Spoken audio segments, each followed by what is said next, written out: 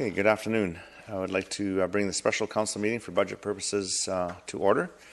And the first item is the adoption and receipt of the agenda items. If I could have a motion, please. Councillor Whitmarsh, second by Councillor Long. All those in favor? Opposed? Carried. Thank you. And we move on to presentations. And we have one presentation, and that is our 2018 draft capital budget presentation. And Ms. Sinclair is here? Yes. Sure. Just push your button there. Your Worship, then. So are we doing any motions today or any recommendations, or this is just an overview? Perhaps you could spell out the... Yeah, I think Ms. Sinclair will introduce what's going to happen today when she starts her presentation. Is that correct? So what we'll be going through, and then the recommended motion, there'll be a recommended motion at the end, unless Mr. Backen wants to do it. Just to keep everyone with a sense of heightened anticipation, there is actually a resolution that Karen will cover, but it merely says the Council receive and refer the 2018 capital budget presentation to a future special budget meeting of Council for purposes of further consideration, discussion, and approval as received and or amended. Okay, thanks. Thank you. Okay, so we'll start the presentations, and first of all, thank you for providing the great document that you did already, and it begins a long process of the budget, and looking forward to it. So who is first up? Mr. Backen?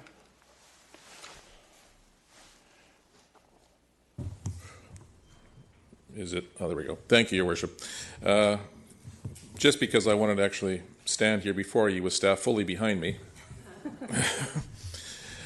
without any sharp objects, I thought I would do a brief overview. Karen is returning this year for the budget. I think it's her third or fourth in a year, in a row. Fourth. No, sorry. Sixth, but fourth of this group. Fourth of this group. But more importantly, someone new to see is Sam Nam is here. He is the Deputy Director of Finance. It's his first time speaking before you, so I want to make sure you give him the appropriate warm welcome that you reserve for most senior staff on these occasions. And I wanted to begin by saying that this has been a lot of work for staff. However, I wanted to say that it's actually also been one of the more challenging and therefore more interesting exercises. And I say that because while we've had strong growth, there certainly is going to be a challenge in meeting our infrastructure maintenance needs. And when I say that, I don't mean simply new projects. I mean about maintaining what we currently have. In the interim, we've come up with a funding strategy, and I'll get right to the point, that does involve some borrowing, and we'll go through that in some detail. The borrowing focuses really on two areas: facilities infrastructure, and as well roads infrastructure. And that's a bit untraditional, but it's done with some intent. We're trying to actually get ahead of some of the issues we're facing, and in particular in transportation, we're highlighting the downloading of some of the rail initiatives that we're seeing. As you may recall, through Transport Canada and the federal government and the rail companies, it's now incumbent upon us to actually deal with some of the transportation challenges we see in the area of railways. This is particularly difficult because these are not normally our priorities, but they become mandated as our priorities, and we've wrestled with the fact as to whether or not we should attempt to I guess, defer them and envelop them in subsequent budget years, or go through with one significant number that will actually cover us for those future years, and we've opted for the latter. So we think that's something that's worth pointing out. We also think that in the long term, though, we need to address some of our facilities issues. And we're not talking, again, about tremendously large sums, but making sure that they be maintained to a standard that we think the community has come to recognize. So that's another point of issue. And again, that also potentially could involve some borrowing, and we'll go into some detail with that. The third element I wanted to raise is we're keenly aware that we can't continue, I guess, in terms of raising revenue by traditional means. We've got to use some non-traditional means. And while it won't be dealt with in this budget presentation precisely, I simply wanted to share that we're going to be looking at new creativity, and that really involves, to be blunt, looking at some of our assets, such as land, and looking at how to develop those in a more economically favorable manner. In particular, we have some examples where the returns we're seeing in the development market is quite significant, something like 400%. And if we can take those funds, and if we can actually allocate them towards future infrastructure, I think that's something that could be beneficial for us in the long run. So that's the overview, and if there's no questions. I do have a question. Councillor Richter. Yeah, I have a question about this aggressively developing township holdings. Is that a policy decision that this council made at some point? Because I don't. Yeah. I know at one point we said we were going to use as much of our holdings as possible to finance the building of the Aldergrove pool, but this is a whole new tact, isn't it? If we get into aggressive development. Yeah, so to clarify, we're not talking about aggressive. Aggressive, I think, would mean something that's imminent. This is a multi-year approach that we're looking at as we see what's happening. In the past, we've seen some successes, and they've been on a one-off basis. What we're suggesting is that coming forth will be that policy question put to the forefront about determining if that's one of the answers to raising our revenue needs. So I guess, and to your point, that's a decision yet to be made, but we're optimistic that if Council agrees, that could be something that would be helpful in meeting our longer-term infrastructure maintenance needs. Okay, but if this, because this is a major policy shift, I would think, from what we've been doing, shouldn't we as a council have a discussion around whether that's the direction we all want to go in? And I think that's what we're agreeing on, is that that's one of the things we're going to be proposing. Outside of this budget process, we're not using any funds from development at this time. We're trying to answer the question in terms of, well, if we do have infrastructure needs, how should we be trying to tackle those? And we're simply saying that I think we have to go beyond the traditional approach of simply trying to raise revenue, and that's one of the options. We have had some historical past successes that we can go into in more detail as the need comes. But we look at those successes as perhaps being the basis for a future policy the Council will have to wrestle with. Okay. But I still think it's a major policy decision that Council needs to make, and I'm not sure making it in the context of the budget discussions is a fair forum. Right, and what I'm trying to say, and probably not doing it very well, is we don't look at this as being, I think I mentioned, that we look at that as being outside of this forum. We want to make sure that Council's aware of it. It doesn't directly impact it, but if we don't suggest some solutions to some of the problems we're going to be providing you with, we don't think we're doing a good job in giving you some sense that there is hope or at least options in terms of dealing with some of these issues. Thank you. So just to clarify here, this is a bit of a heads up for us that a direction that staff thinks that we could explore and further discussions and possible policy development would come from that, but it's not part of this. You're right. Giving us a heads up that that's correct. And the testing is positive, but there's still some we have major to work decisions. through this. Yeah. Surrey does something similar, don't they? The Campbell Heights and some other projects they've done. They've been very successful in raising funding for some of their major infrastructure that they've built, I understand. That's as an example for a neighbor. Surrey, by way of a comparison, and other communities as well, we're getting a bit far afield. Calgary and some other smaller municipalities in BC do have actual land development organizations, corporations. To go right to the forefront of that, we don't anticipate that model. We're looking at more of a societal association type model, where it might be that there are societies or associations that hold funds that can actually supply maintenance needs for some of our infrastructure by taking responsibility for them. But we're well beyond what we've set up yet. It's a discussion that we need to have. Okay, I think I have a couple others here. Councillor Long. Thanks, Your Worship.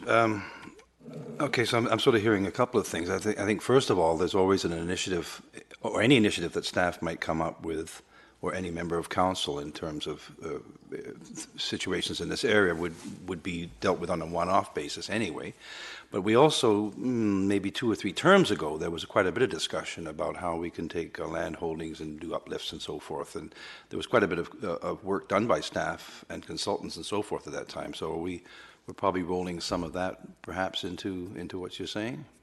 Correct. That forms the historical backdrop. But as we look at some of the one-offs we've undertaken so far, and then we try to project ahead in terms of some of the policy issues that we seek to address, such as housing, affordable housing, seniors housing, there are models out there that generate both that result and as well a financial return, whether it be on a capital asset basis, a one-time, or whether it be on an income basis. And the income basis intrigues us because that can actually provide you with an ongoing revenue stream. But as was referenced, that does need some further discussion and dialogue. Our purpose for raising it is to show that there are and will be active consideration going to non-traditional models of funding some of our capital infrastructure needs, at least for the maintenance. So just to summarize, in my mind, there may not be a specific policy saying chase this initiative, but on the other hand, there is no policy that says staff shouldn't be chasing all kinds of initiatives. So, and as long as we're clear that it comes on a one-off basis, and whatever may be proposed will be discussed and I guess ultimately decided upon by council anyway. Right. Thank you. Councillor Arneson. Yes, thank you. I'm interested in this proposition just because after, I guess, a couple of budgets now, looking at ways to consider the gaps and the shortfalls that we currently have, and establishing, from my perspective, a multi-pronged approach so that we're looking at different options, and some of them can be potentially utilized, like you're saying, on a one-off basis. This would work better here, but this would be an option over there. And the model that comes to mind currently that's being discussed is land trusts. The idea that potentially there could be some lands made available and it could be a partnering arrangement. So if it was our municipal land, for example, and we wanted to put seniors housing on it, it could be something that would work for the longer term. My only concern ever has been with land sales per se, in that we have an appreciating proposition of it's always going to increase in value, but on the other hand, there's our ongoing needs. I'm not necessarily averse to borrowing myself, but then I think it always has to be done very prudently to make sure that we're not creating an inordinate burden going forward on our subsequent taxpayers. So I do find it's very relevant and helpful to have this discussion at the onset before we're in I won't call it a crisis position, but maybe when we're more compressed and have to start making these decisions, that you're helpfully raising this as a topic for our consideration in advance of discussing this on the policy level. So thank you. Worship, just two comments. Thank you for raising that. The land trust is an interesting suggestion. One of the challenges we see with those, as you raised the topic, was simply that of control. We think that the same result perhaps could be achieved through a societal model. Now, that does mean there's more direct involvement with the township in some of those assets, but depending upon what the assets are, and you mentioned seniors housing or affordable housing, whatever it may be, that may be the appropriate model. So we're keenly aware of that and want to just give you that assurance that that's something that has to be fleshed out. The other issue is the borrowing, and the borrowing is always a challenge. We want to be very prudent, as you suggested, and make sure the business case is appropriate. Right now, though, we are in a period of historically very low rates that we think are going to rise over time. And one of the benefits the municipality has is if it does prudent and shrewd borrowing, we're going to be locked in for 20 or 30 years at these very low rates. And we think that's particularly important when there's issues that are being downloaded to us, such as some of the rail crossing initiatives that by dollar value could easily be $7 or $8 million that we could spread out over the years, but in so doing would then deplete our capital program in those future years. Or do we simply make the investment now in it, recognize the costs, and go forward and actually take advantage of the economic circumstances? But again, that's going to be a policy decision for council. Okay, thank you very much. No further questions. Thank you. Then I'll introduce Karen for the introductions. Your Worship, Mayor Froese, honourable members of council. This is my 6th time up here, my 4th time with the group of you, and I really feel like I'm losing my voice like right now. So I'm not sure what that's all about. Got backup. I know you've got backup. I do have backup. Okay, I do have backup. we're good.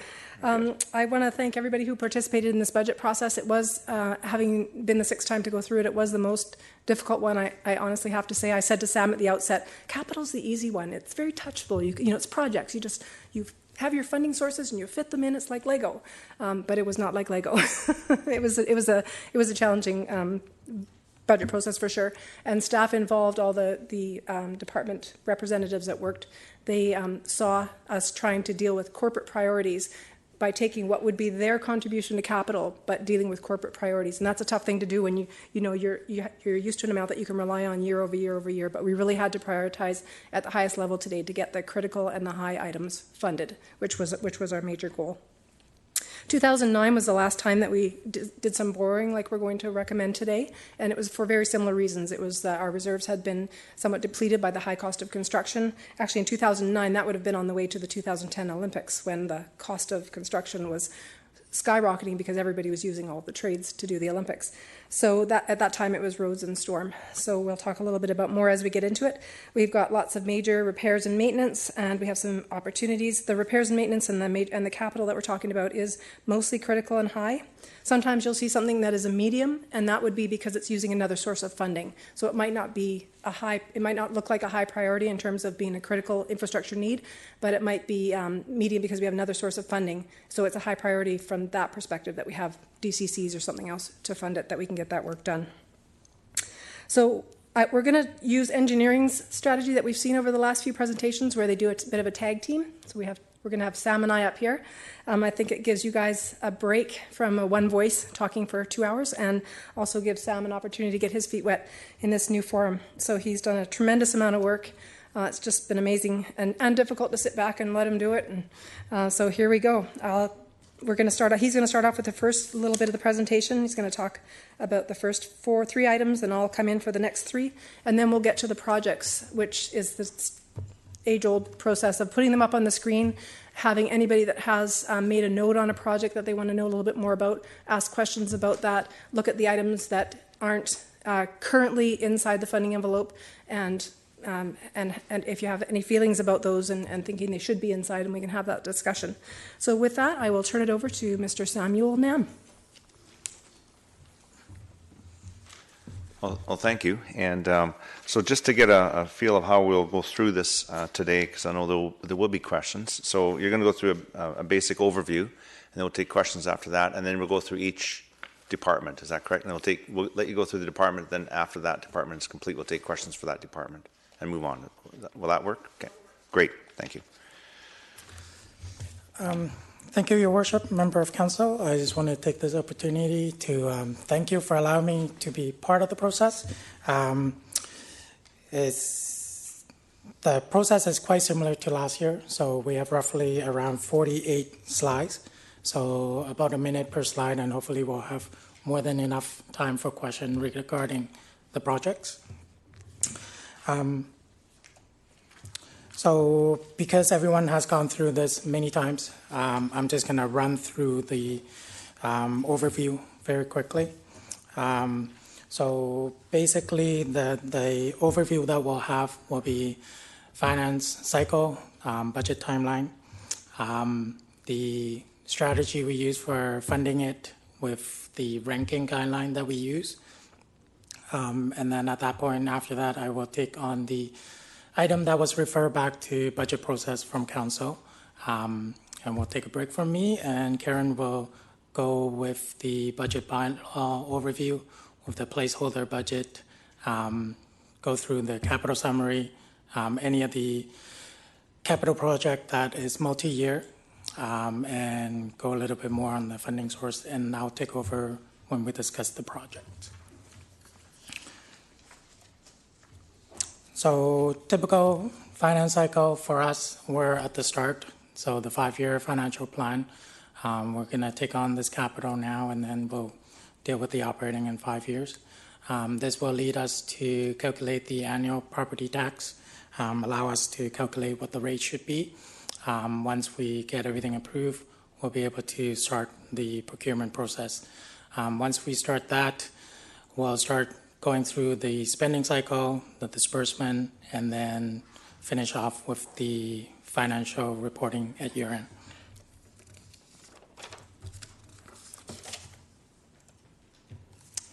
So here's the timeline that we're targeting for. So similar to previous year, we're hoping that we can provide all the information before the end of the year, so that come January we can go to open house and hopefully have everything adopted by February.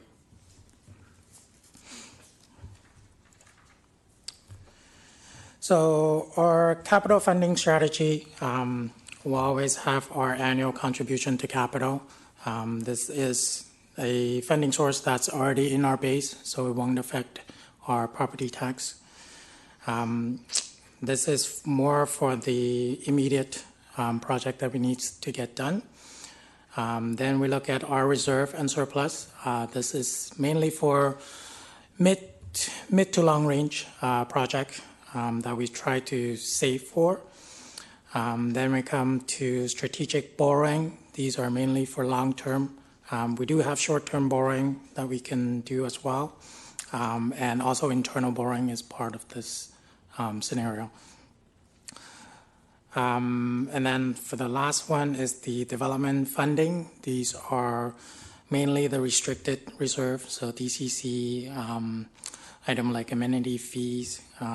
So as mentioned by Karen, so we'll have some of the medium rank project that will be funded by these sources just because it's restricted and there's no, it's not available for other projects.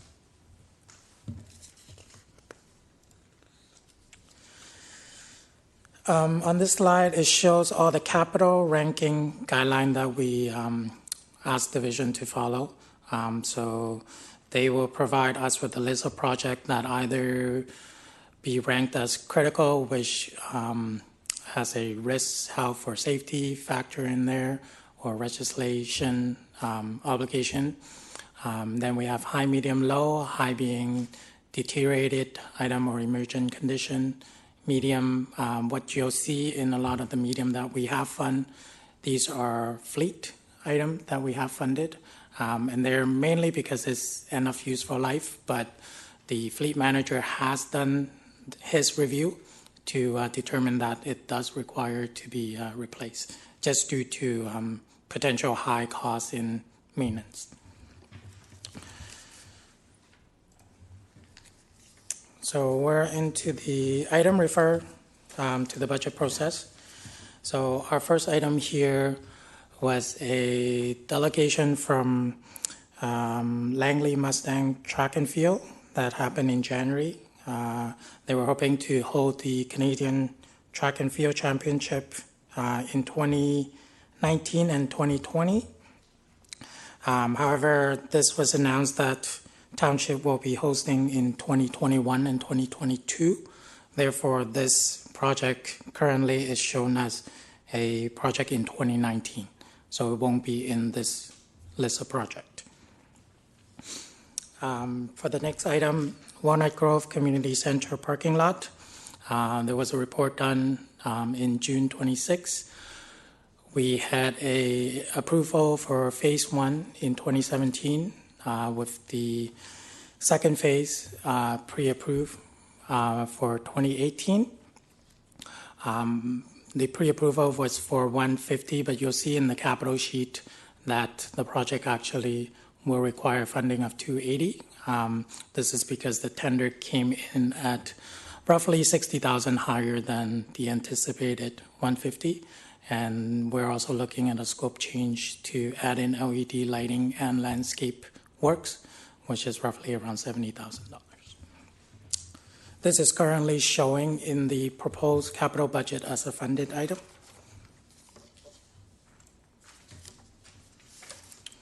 The next one is the railway crossing safety improvement. We had a report to council in September 11th.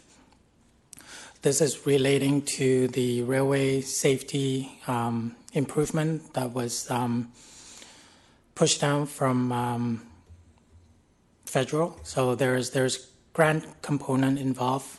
We got the 2017 budget reallocated so that we could achieve the grant funding.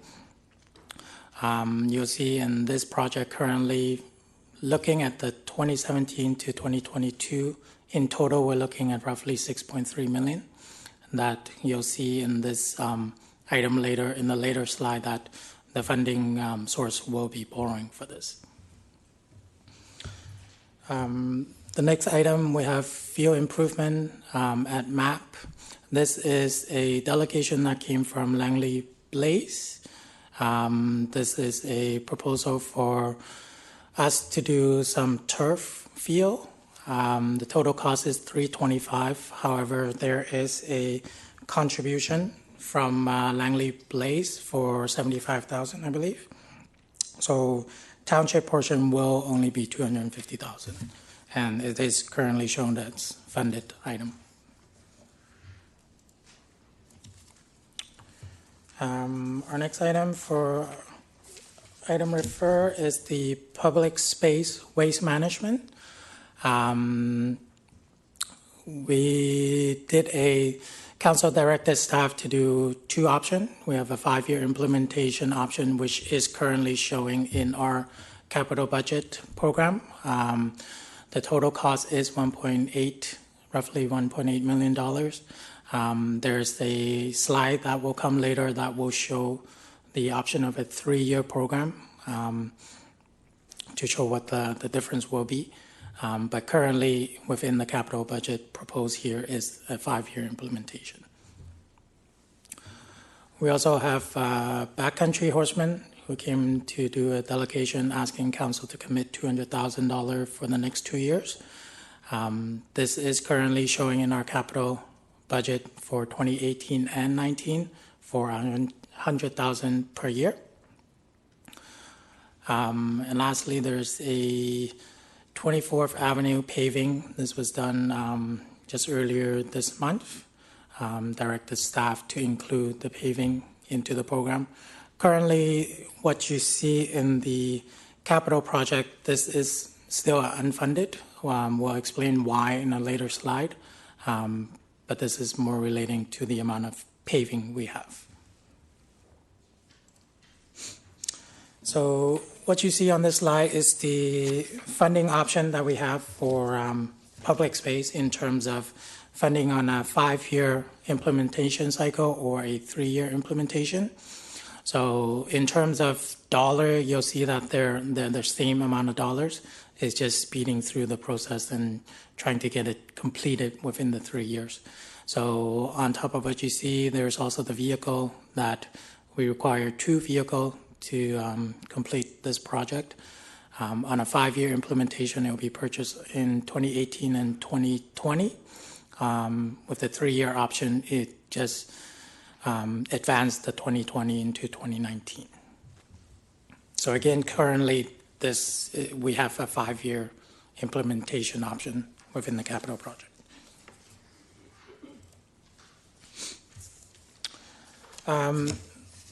Here's a list of road construction project that's currently in the capital project. Here are the lists of unfunded item.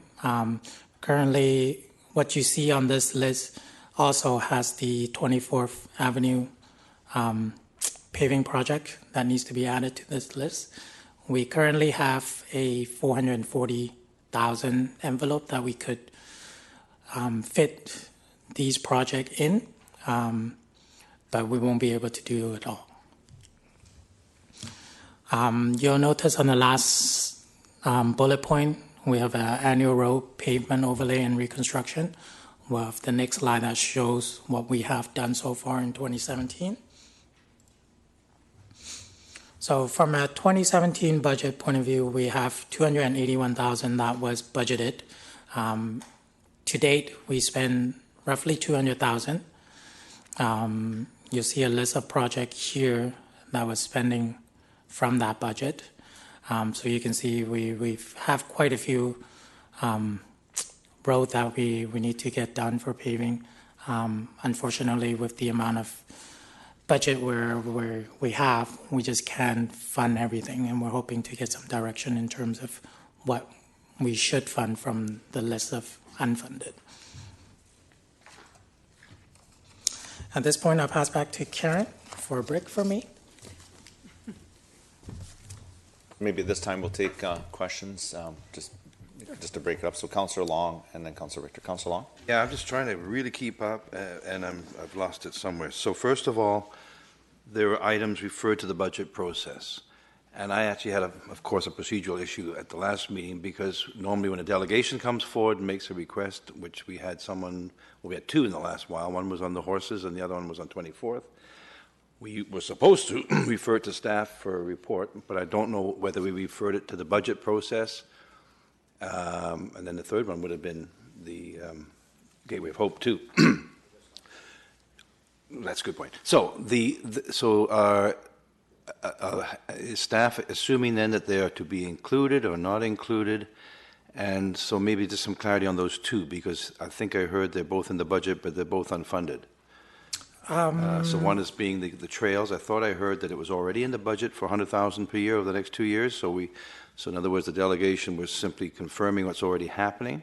Yeah. So when we referred that one to staff or the budget process, it's sort of, okay, it's already there and you're going to tell us about it. Is that right? So the department has included that in their proposed budget, and we have included in this capital budget. But it's not funded. It is funded. Okay, so that's the horse one. The horse fund is funded, yes. The second one was 24th, and we had a gentleman here not too long ago, and and I don't know if we referred that to staff or to the budget. Anyway, I see that it showed up somewhere as being done on the papers that I have at home. But then, so are you saying it's $440,000? So the 440 is actually currently unfunded. We try to show a list of all the road construction paving project in hope to get a direction in terms of Got the 440 budgeted and the road improvement project's this big. So where does 24th fit in then?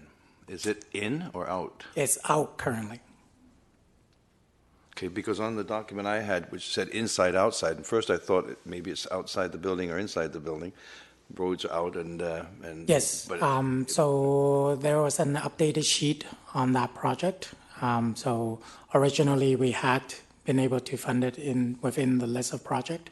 However, there is just too many project relating to paving that we would like to get some direction from council. So then I guess what did council say? Was the resolution then to refer it to staff or to include it in the budget? Because I can't remember. I don't have the minutes from that meeting yet. None of us will. But Mr. Baca? Your Worship, it was referred to the budget process. So what Sam is saying is that when we looked at these issues, we realized there's a lot of paving issues. Some issues fit within the budget envelopes that some of the divisions have.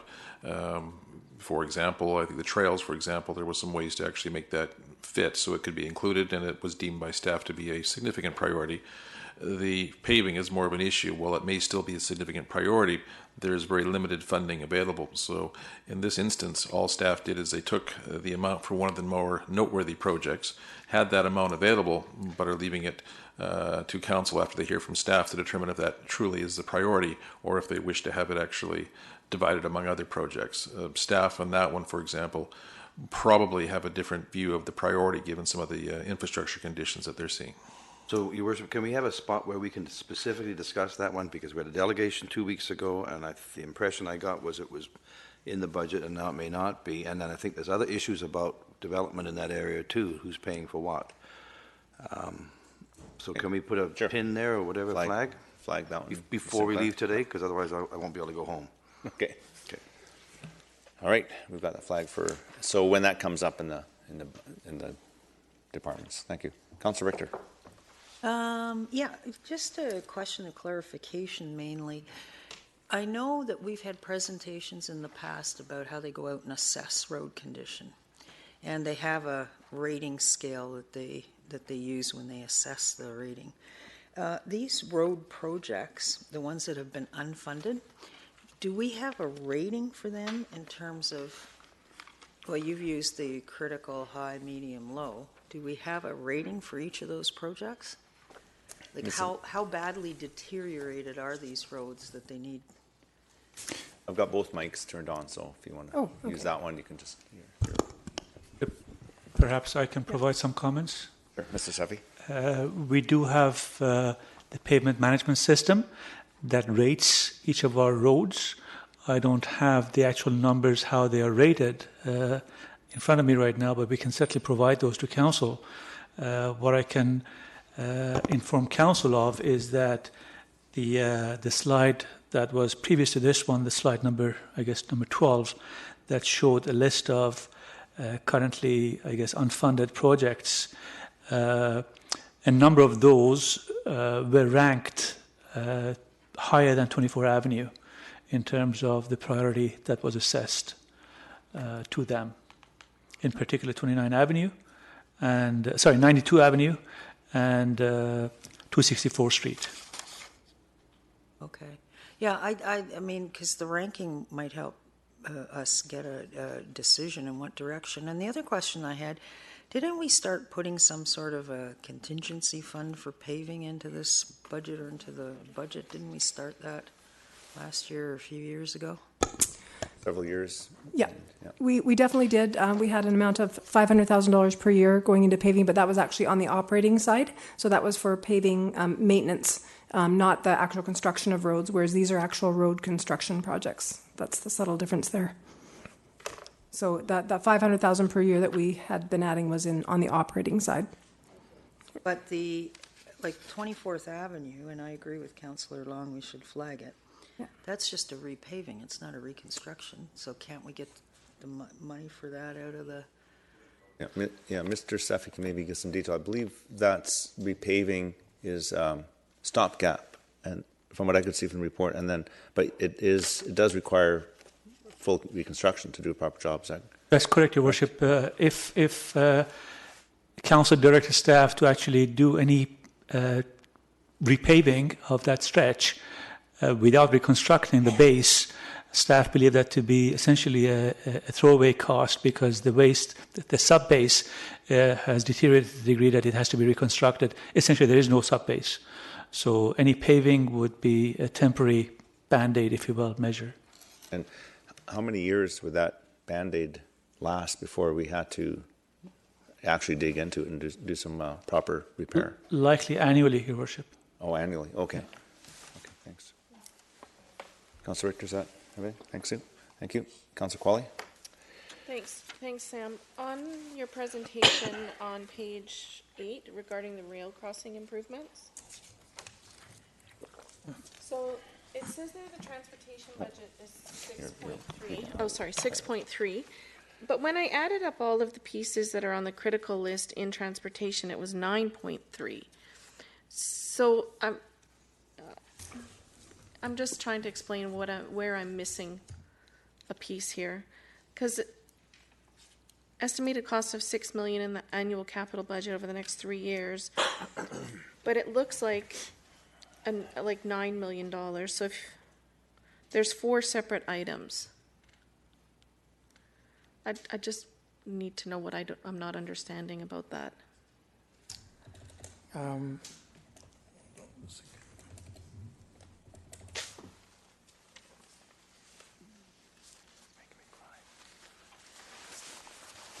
So the 6.3 is actually the first 3 item. So if you look at your page 5 in the document, the first 3 items is what make up that 6.3. So you've left the grade correction at 72nd off? It's a project. It's still rail, but it's not, is that a separate? I believe that one didn't actually go through the same process. The 3.1 wasn't originally part of that project. So that piece wouldn't be eligible for any of the grant funding, or? Sorry. Your Worship, if I could, it is part of the same process. However, because of its urgent needs, it was dealt with separately, independently. That's the 72 Avenue. That's correct. Yeah. Okay, thanks. So it's not included in this envelope then? Not this item, not the specific item that was referred to council. This was just dealing with the railway improvement, safety improvements of $3 million in 2018 and then $1.5 million in each of the next 2 years. And what we've done is we've pulled them all together to have the $6 million, even though it's over 3 projects, that we would borrow for in 1 year. But then how's the 72nd Avenue one going to get paid for? It's also part of the borrowing package. It's just not part of this referral to the budget process. So on that page of transportation, it is a project that we have included in the budgeting package to be funded from borrowing, but it's just not. It wasn't part of this paragraph in that report that was referred to council. Is it fair to say that the rail crossing safety improvements are those improvements required by Transport Canada, and that the one on 72 Avenue is one that the Township of Langley has looked at and said because it's not safe for vehicles crossing over because of the sharp the steepness of it, that we're looking at doing the improvements? That's correct, Your Worship. And perhaps another way of putting it is that The regulations from Transport Canada require us to take a look at all 29, I believe, 29 or 30 crossings that we have. Had it not been for those regulations, we would ordinarily have to deal with 3 or 4 ourselves, notwithstanding the regulations. And the 72nd Avenue one is one of those 3 or 4. Okay, thank you. Okay, so really, the total railway improvements, not just safety, so if that word safety was out, the total improvements then are 9.3. That's right. Right, okay, I'm sorry, I was just thinking that I was totally missing something, but thanks for that. Good to make sure we're clear on everything. Absolutely. That's excellent. Councillor Whitmarsh. Yes, thank you. On page 9, it refers to the Public Spaces Waste Management Program, and again on page 10. Is this the waste management containers that were talked about at a presentation to us that dealt with dog waste and that sort of thing? Correct. And so for this amount of money, I can't remember. Is this for the entire township of Langley, or was this just for a couple of the regions? They talked about doing it at sort of a region at a time. Is this 1.8 million? Is this for the entire township? It is, Your Worship, yes. Okay. It's township-wide. Okay. Thank you very much. Okay, thank you. Councillor Long. Your Worship, I just want to talk some more about this 24th, and I don't want to take the whole session up, but it's a very odd road because almost the entire populated area south of Fraser Highway in Aldergrove uses this road to get to the mall that shouldn't be there, the Save on Food Mall, or to the freeway or any of the access. That's why it's so widely used, yet it's fairly undeveloped along it. So it's a priority for that reason. It's an anomaly. And if you look at a map, you'll see there's no other way to get through unless you want to wind yourself down by the high school, which nobody would do. So the question I have is it true then that staff is saying that there is development scheduled for that area? And I'm not sure exactly where, not all over the place, but I know there's some development happening. Is staff thinking that when that happens, that's when the road should be done? And if, okay, so I'm seeing the wrong nod, because I was going to say, could we not do it and put a condition on future development that they have to, so we can front it and they could get paid back? We could get paid back. Is that possible? Steffi? Your Worship, it is possible, but that is not what staff is saying. All we're saying is that we recognize that 24 Avenue, between, I guess, 264 and 267, I think it is in fairly poor condition. What we're saying is we have other stretches of the road in the township that are in even worse condition. And they take priority based on our system of allocating or assigning priority. That's all we're saying. And within that criteria, it is not currently at the top of the line. There are 2 other projects at least that we're aware of that fit higher or sit higher than that one. That's all we're saying at this point. So with the council resolution of November 6th, how do we deal with that then? Because apparently council's saying, well, we're going to make this one a bit of a priority. Is there a patch job like the mayor said? Is there something we can do for the next couple of years at least? So we referred it to the budget process, which is excellent. We have this discussion now, and I'm wondering if we had a delegation from every one of those roads where we would end up having to rely on staff. Oh, it's up to council, but council certainly made this one. I don't know if I'm just wondering.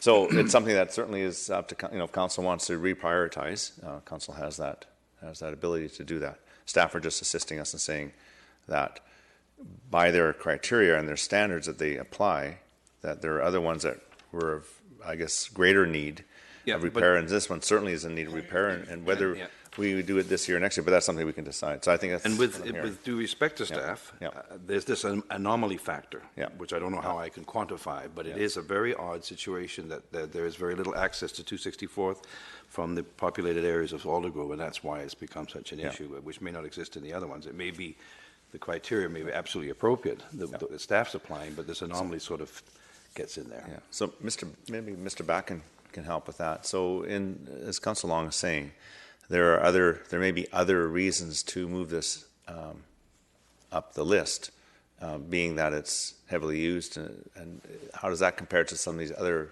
roads? Are they in the same situation, or are they some of the other ones are very seldom used, but they're in bad shape? I mean, I suppose that's the criteria that you'd layer on there. What's the traffic count on a road like this? Your Worship, staff tend to take in as many empirical elements as they can in terms of trying to actually doing our rating, which is formulaic. Having said that, though, council also is very much more in tune with some of the policy issues that should come about, which could be resident satisfaction, development, growth, those other things that don't always empirically show. So in this particular instance, will staff recognize that it certainly is a priority? When we put it through the filter of the formula, it might become number 3 or 4. However, we're not able to actually put some of the policy issues in place that may make this move higher.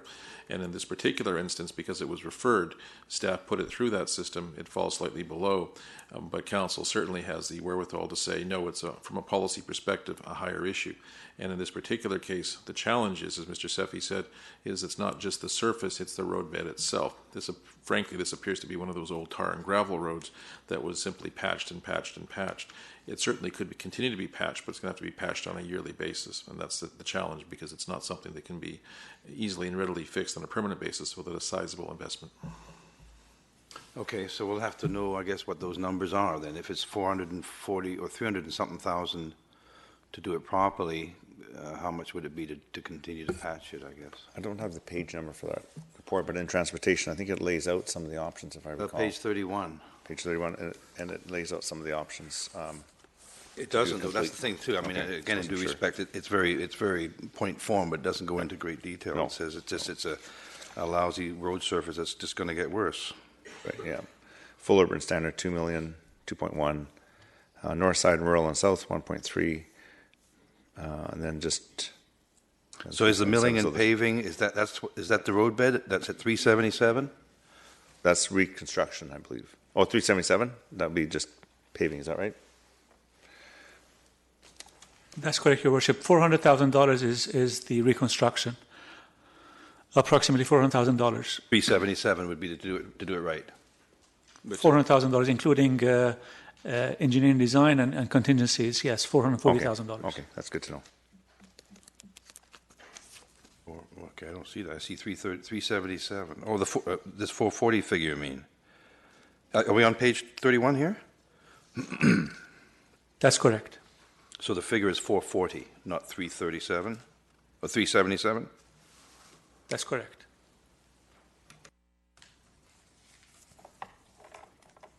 And this says up to 272nd Street, so that's going the whole way. Yeah, that's, Oh, well. yeah, that's Highway 13 to 272nd Street, yeah. Milling and paving. So can we go to just to 268th, which is what we heard? So just to clarify, it says here constructing 24 Avenue, 268, to 268 to 272. That's 1.3 million. Milling and paving 24th Avenue from Highway 13, 264 all the way to 272 is 377. Just need a little more maybe explanation on exactly what that all I'm very entails. confused Yeah, about it is a little confusing. Yeah.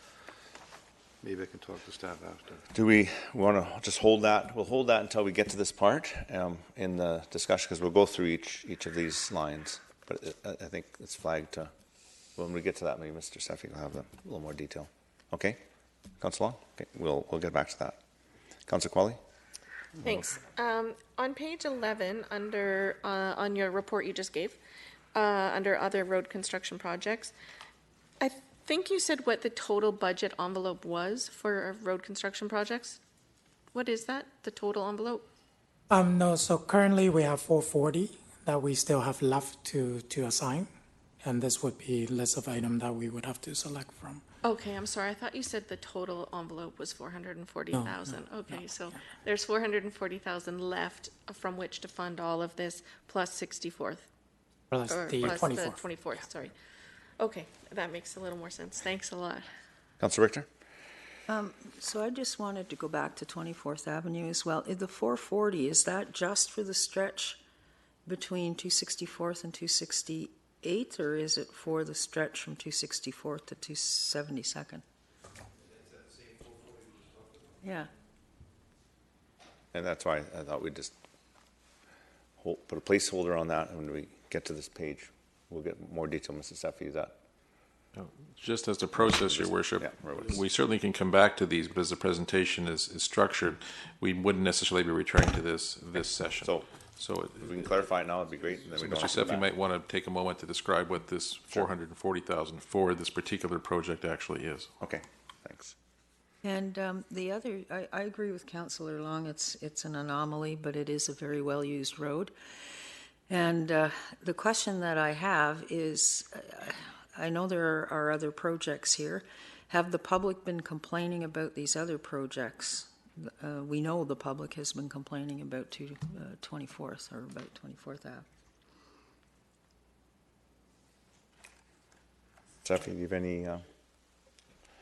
So 2 parts is maybe just a bit more of an explanation on the project description on page 31, and then are we hearing concerns from the public on the other locations? Your Worship, apologize for the confusing language of the project sheet. I'm actually asking staff for some clarification as we speak.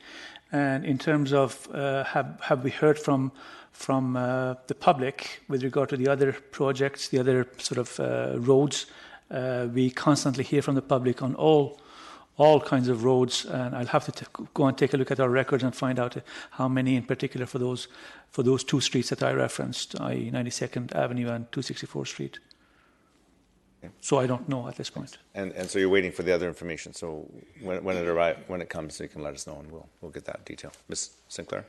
I think I can add some clarity a little bit to this one, awaiting the definitive information from engineering, and that is that the write-up here is talking about 3 different standards. So the highest standard that we could do would be the full urban standard on both sides, which is the 2.1. The constructing 24th Avenue to an urban standard on the north side and rural on the south would be the 1.3. And the last item, milling and paving, instead of 377, which is the third option, that should be the 440, if I'm not mistaken. So the 377 is an should error. Be the 440. Yeah. Okay. So we'll wait for engineering to maybe provide some more detail. Yeah. Where is the option from 264th to 268th, number 1, for example? There was no talk about going all the way to 277. Yeah. So let's wait for engineering to come back and maybe get some clarification on this, and that would help. That's correct, Your Worship. The project has been in the budget process for a couple of years.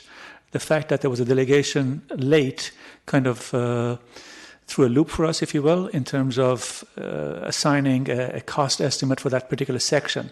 Having said that, as I said, the entire project, the entire section, all the way to 272nd, has been in the budget process for the past couple of years. Hold on.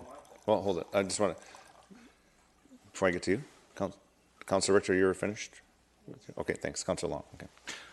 So just so we're totally clear then, is this milling and paving at 440, which we're now going to get clarified to see maybe it'll just go to 268, is that what staff is saying we shouldn't be doing? In other words, we're just going to dig up the roadbed, put new stuff down, and not dig up the roadbed?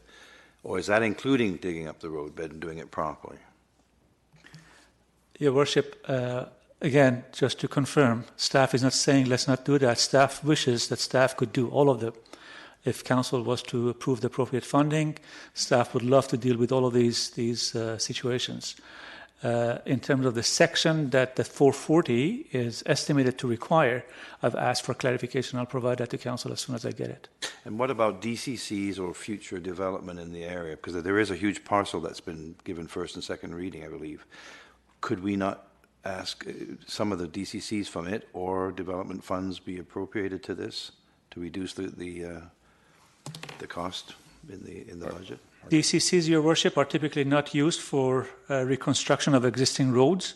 It's for improvements that are needed as a result of development, in other words, widening as opposed to reconstructing the base of a road. As far as potentially having it a condition of development, certainly that's something that council could impose on a development nearby to reconstruct either a section or the entire section of the road. Thanks. We'll look forward to the more information, I guess. Okay, thank you. Okay, that's clear. So now we'll move on to the next part of the presentation. Thank you very much. I do see there's a replacement page 31 that we're handed. All right, I'm on page 13 to continue on. That is talking about the budget bylaw. So this is a slide that just shows a comparison of last year, where we ended up last year in the budget bylaw compared with what our requests are this year in this budget process. And you can see I'll draw your attention to the line in 2017 that is new requests within the funding envelope, how it's quite a bit higher than the 2018. And then you'll also notice that the 2018 carry forward is quite a bit higher than the previous year. And those variances are for the same reason. That is because we had in the program in 2017, we had the ACUCC, we had the 208th Street widening of 208th, and we had the 216th interchange, as well as the Jericho Water Reservoir. So there's a lot of big projects in 2017, which are now coming forward as a carry forward amount for 2018. So that's why that number is quite a bit bigger. New requests at 81.9 million, and our placeholder has gone up a little bit, and I'll talk to that in a moment. And then the last item on the contributed assets is the 35 million that we have as a placeholder for assets that we inherit from the development community. And we also have a slide for that I'll talk to this in a little bit more detail. On the requests outside of the funding envelope, you can see the difference to be about 5.3 million there on the very bottom line from last year.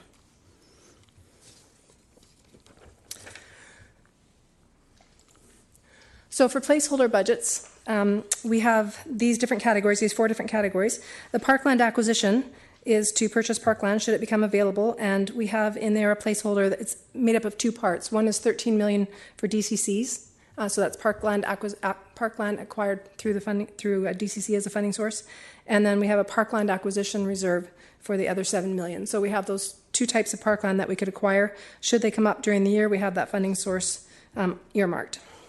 On the land capital reserve, this is an overall corporate placeholder, and this is one of the areas where it's gone up from 10 million to 20 million.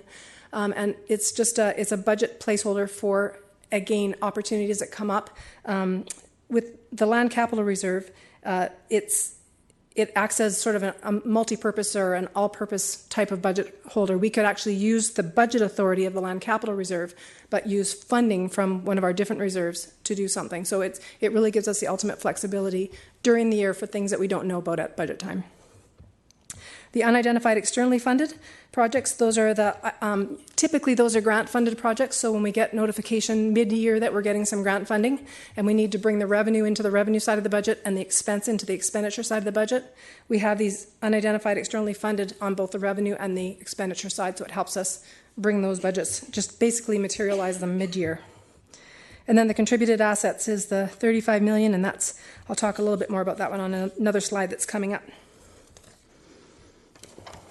On the unidentified externally funded, we have $1 million in all of the main areas: parks, storm, water, sewer, general, and in roads, we've increased it to 2. So this is a capital summary, and you can see a little more detail as to those larger numbers that were shown on the budget bylaw. So you can see in transportation, the impact of the carry forward is the 208th and 216th. The 54.1 million carry forward versus the 23.6 that we're asking for in this budget process. In the facility management, that difference of the carry forward would be the ACUCC. And then you start to see some commonality in terms of the amounts going down the line and not as big of differences. Water is 23.7 carry forward, which is Jericho, compared to 7.1 in the current year. So that just breaks it out a little bit more than the high level numbers that were shown on that budget bylaw. And in the placeholder category, you can see where the various placeholders are. With engineering, is a combination of 2 million of the unidentified externally funded and a $250,000 envelope for ICBC funding that comes up during the year. They often will ask us to do something and provide funding to do it, so that gives us a budget envelope to do it. Facility management is a partnership. We actually had this in the budget last year, but it was in the 2018 year of the 2017 to 21 budget. And this is just a partnership opportunity fund, so it's like a really large unidentified externally funded. If something comes up, a private partner wants to come in and work with us on something, we have that really big budget room as opposed to the $1 million in each of the 6 areas. Sure. This placeholder budget, do those monies actually exist, or are they just in the case hoping the monies are going to come in? No, in the case of parks, it does. So parks exists in the DCCs and the parkland acquisition, but in the other areas, it's a budget envelope that allows us to create a budget mid-year, so we don't have to go back and revise the entire budget. So no, to answer your question directly, at this point in time, on those placeholder budgets, like the unidentified externally funded, they don't exist. But if we got some grant money in, say from TransLink, then we would be able to create the revenue budget for that and create the matching expenditure budget, which would give us the budget authority to spend that money. Why do we have 35 million in a placeholder in community development? That's a great question. 20 million overall for the township, and 10 for facilities, and 21 for parks, like. I'll move to that one right now. It might be easier while we're looking at it. So in development funding, every year we do inherit quite a bit of infrastructure. And you can see starting in 2010, it was about 25 million that we inherited from the development community. So that's when they do the parks, roadworks, water infrastructure, and they manage it for a year, and then they turn it over to us, and then we record it actually onto our books. We didn't pay for any of it. The development community did, but we record it on our books, and then we have to maintain it. So this just gives us the budget envelope for that inheritance. It's a hard one to explain, but we do need to have budget authority even to show that one on our books, even though we're inheriting it.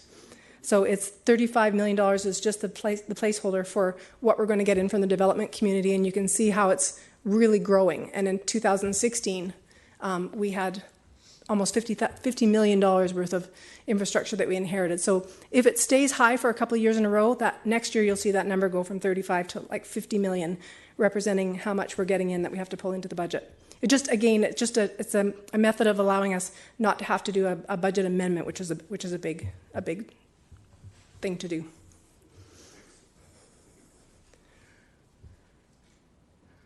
Oops. All right. This is just a list of some multi-year projects, so it's always good to kind of look down the road a little bit and see what's coming. On the fire fleet capital replacement, we have coming down the road in 2019, we have a heavy rescue truck and truck replacement. We have in 2020, we have another heavy rescue truck and a 1995 replacement. Sorry, in 2019 it was a 1994 replacement. In 2020, it's a 1995 replacement and 2 engine tankers. And then in 2022, we have another 2 engine tankers, or 2 engines, I should say. So that's our fire apparatus coming over the next 5 years. On core technology, infrastructure enhancements and replacements, this is just, for lack of a better description, and I notice that Steve is here, this is the replacement of our network technology. So we talk about replacing a road network. This is like replacing our IT network. Is there a better way of saying that, Steve? Yeah. That's good. Portions of it. Portions of our IT infrastructure. As we know, IT is a fast-moving, changing thing that we have to keep up with. So that's what that's meant to do. On the Northeast Latimer Neighborhood Park, we have over the next 5 years, it's a joint schools park site, so we have a couple of sand turf playfields, playground area, and some trails and landscaping that we're going to be doing over the next 5 years there. Derrick Doubleday, on 2019, we have a parking lot development, and in 2020, we have scheduled a traffic control at the entrance for Derrick Doubleday. For the Willoughby area park infrastructure improvements over the next 5 years, we have phased construction of that larger park. Synthetic turf replacement is just being phased over the 2018 and 19. Hang on a second. Oh, sorry. We have one in 2017-18, then we have one in 2020 and one in 2021. Urban arterial road construction. This is the widening of the Willowbrook connector to 4 lanes from 64th to 68th Avenue over the next couple of years. Then we have the public spaces waste, various locations, and that's, again, a project that we talked about on a few slides back over the next 5 years. Intersection improvements at 16th Avenue. 16th Avenue corridor at 208th, 232nd, and 240th is traffic bays, signals, and turn lanes. Over the couple of years, intersection improvement, north-south left turn lanes on Fraser Highway, right there at 248th. And then finally, we have a booster station that we need to build to provide service pressure from the new Jericho Reservoir that we're helping to fund through Metro Vancouver right now. So those are a few of the larger projects that are going to be happening over the next 5 years. Okay. Councillor Whitmarsh has a question.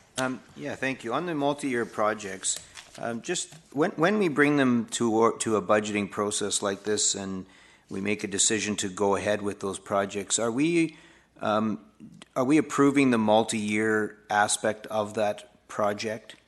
No, we're looking at unless it was a road that we're starting in, a specifically identifiable project that we're starting in 2018 and just continuing, and it takes 2 years to do. In that case, that would be the case. But in cases where we have a synthetic turf field, 3 in each of 3 different years, no, we're not. We're just showing you what's sort of on the radar for work in these areas over the next few years. Like the fire vehicles would be another example. We could do them, or we could decide not to do it. They would come back each time. They come back each time. So Correct. what about the public spaces waste receptacles? It says 5-year implementation. Is that something where it's kind of like the road, where it's just once we decide we're going for it, or do we come back to it and say, we're a third done and we decided we don't want to do it anymore? Like, how does...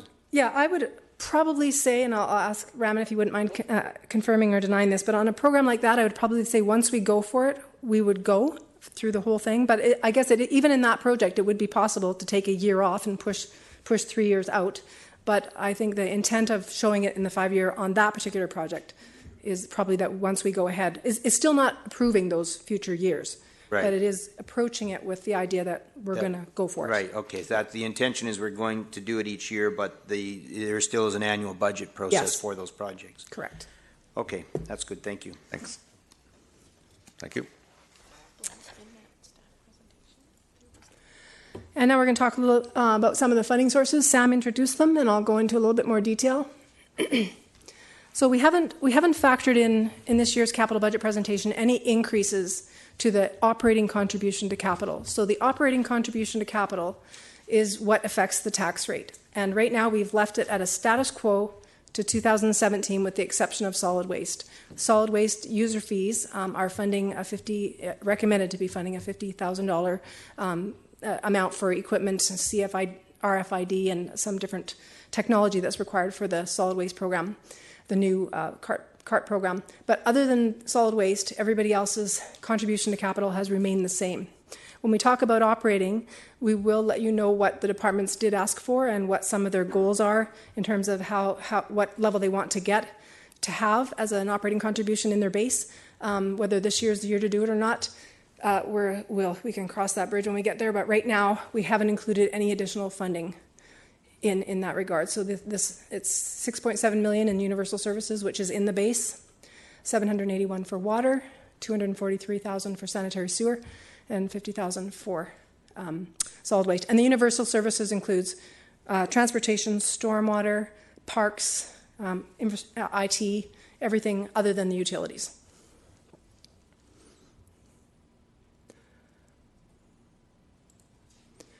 And this is just the balance at the end of the year of our reserve funds and what's available to consider for building this year's budget. So we have operating capital surpluses, which operating surplus is what people often refer to as prior year surplus. Capital surplus is what's remaining in projects that may have come in slightly under budget, so those accumulate. The non-statutory reserves, I have a slide to talk to those, which is the biggest number, so we'll talk about that in a second. Capital Works is the statutory capital works reserves. There's one in general, water, sewer, and storm. This is 4 capital works reserves. And that's where in the area, when we get beyond our minimum balances in the operating surplus and the capital surplus, if anybody wonders how the money gets into the capital works reserve, typically if we're over on our surpluses, we have our policy that says we can transfer that excess to the capital works reserve.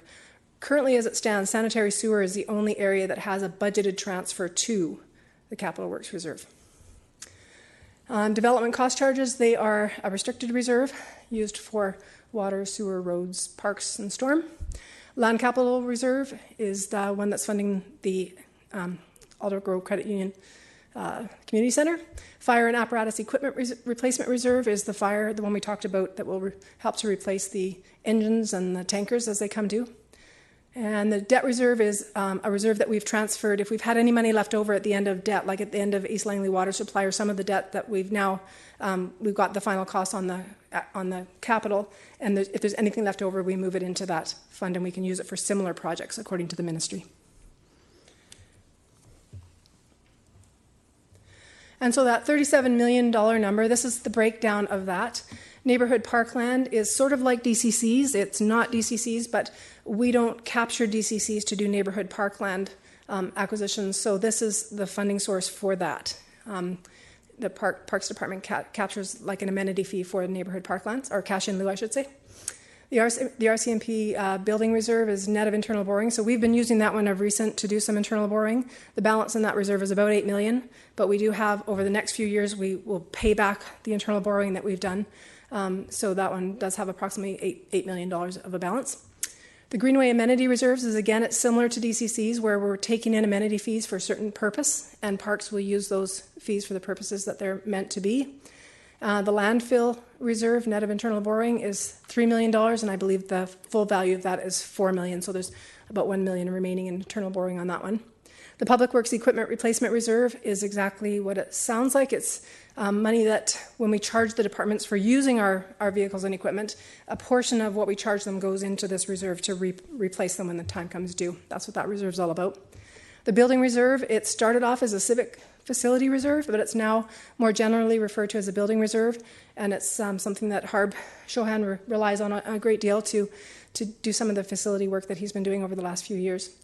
The Museum Reserve is a reserve that has any net difference between revenue and expenditures goes to the Museum Reserve each year. The Climate Action Reserve came about as a report to Council, where we get CAREP climate action incentive funds to do improvement energy efficiency programs, and this is a reserve where those monies are going into, and we'll use those to fund energy efficient projects as they come due. And the Parks Equipment Reserve is a portion of the fees charged at the McLeod Athletic Park for use of different facilities goes into the Parks Equipment Replacement Reserve for the map video boards to replace those things when they come due. And then there's a few other small ones in the community development area. We looked at this one already. This is a contributed asset, so I'll just move by this one.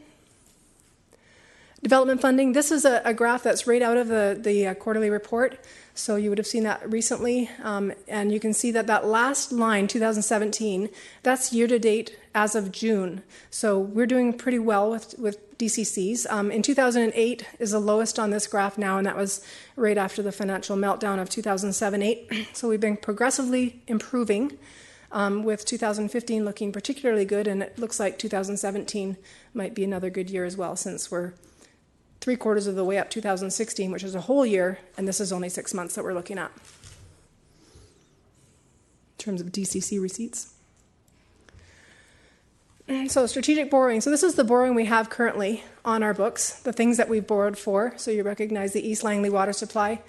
We have some parkland acquisition borrowings. We have the interchange at 216th and the 208th widening, the rail overpass Mufford Avenue, some sewer works, the Maple Ridge pump station borrowing, the rail overpass at Mufford Avenue safety initiatives, some drainage works, water main 80th Avenue extension. That's actually a borrowing that we have on the books that we haven't tapped yet, and the Langley water utility. So most of the DCCs you can see in these and on this table are coming from DCCs or from being repaid from utilities, with a very small amount being paid from general levies. If we add in what we're recommending today, the green lines, that's taking the last slide and adding in the green lines for the new funding that we're talking about. So here we have the railway and road construction projects of $12.9 million, and of that, as we've talked recently about, $6.3 million are the railway safety improvements, or as Councillor Qualley mentioned, $9.3 million is all of the railway projects brought together. And it also includes a couple of other small roads projects. And then the facility repair, improvement, and enhancements is to allow us to get on top of some of the facilities that we need to improve, or I don't know, anything you want to say about that one? Facility repair, improvement, and enhancement. And then the rest on that slide is all existing. So those are your two areas of borrowing. Councillor Richter has a question. Yeah, the facility repair, improvement, and enhancement, is there a listing of what's coming or what's contributing to that $7 million?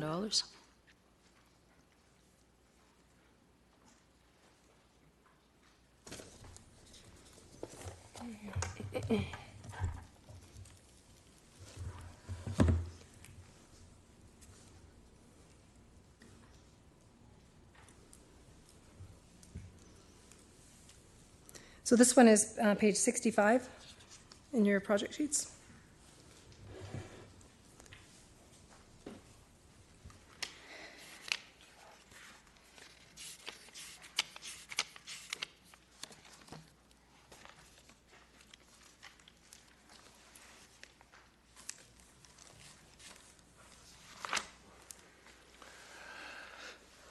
So this is in the Yorkson and the Willoughby area, Willoughby infrastructure area, or Yorkson Community Park area. This is to work with selected parties to design, build, and cost share a multi-purpose outdoor and indoor sports facility at an overall cost of $27 million, of which $17 million of that would be coming from an external private party if that were to go ahead. And then it just lists what the township would need to provide if we were going to do that project. And in addition, it's just repair and improve and enhance other township facilities as funds permit. So roads and facilities are the two areas where we're quite behind in terms of our funding, and this would help us get ahead of it a little bit. So if I'm reading this sheet, it says 10.5 million for this multi-purpose outdoor-indoor sports facility, and we're only going for 7 million in borrowing. So where's the balance going to be coming from?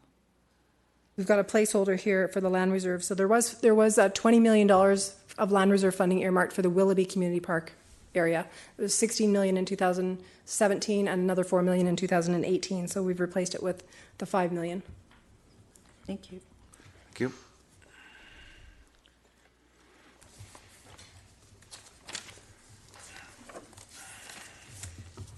And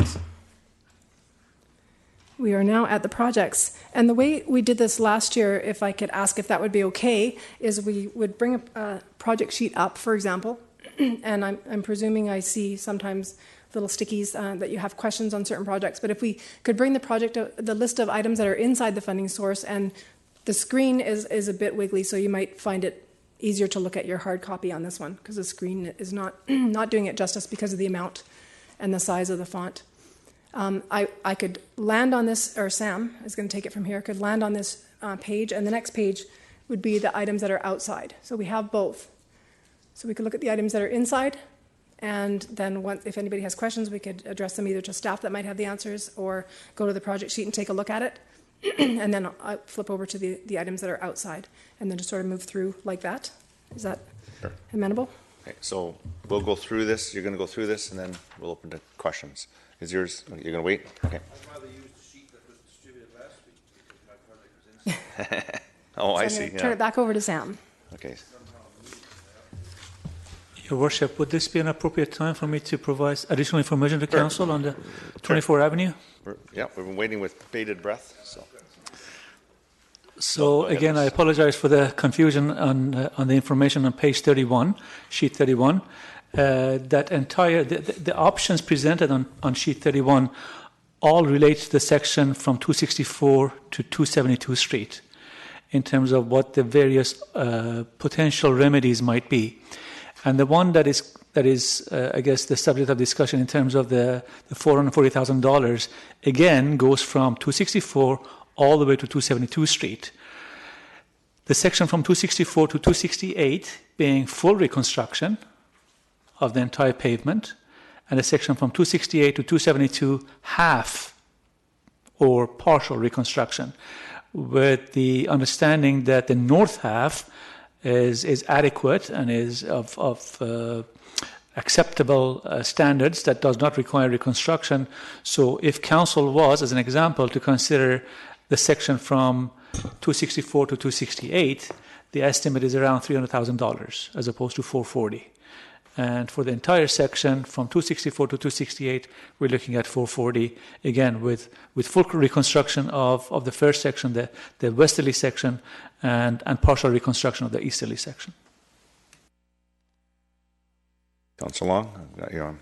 Okay, that's helpful. And I guess, is there consideration to the north side being to urban standards and the south side being to rural standards? Because on the south of 264, of 24th, is all ALR lands, right? And it's outside the urban containment boundary, so we wouldn't be developing, I mean, that wouldn't come up, I wouldn't think, very easily. So has that been factored into, that we're just going to put sidewalks or whatever on the north side? And secondly, I'm just managed to look up the development that was just approved recently, bylaw 5283. And I guess I slapped myself for not bringing it up at the time when we gave third reading, but there's a huge amount of development on 24th Avenue right by 268th. And would they not have been required to do work on 24th? Because really that's the way people are going to go in and out. So I guess that's the third part would be, can we not put that on there, or is it too late to say that there needs to be some contribution to 24th? So I guess the first part of the question, Your Worship, the options, again, on page 31, sheet 31, did contemplate urban standards on either both sides or one side of the street. That was the intent.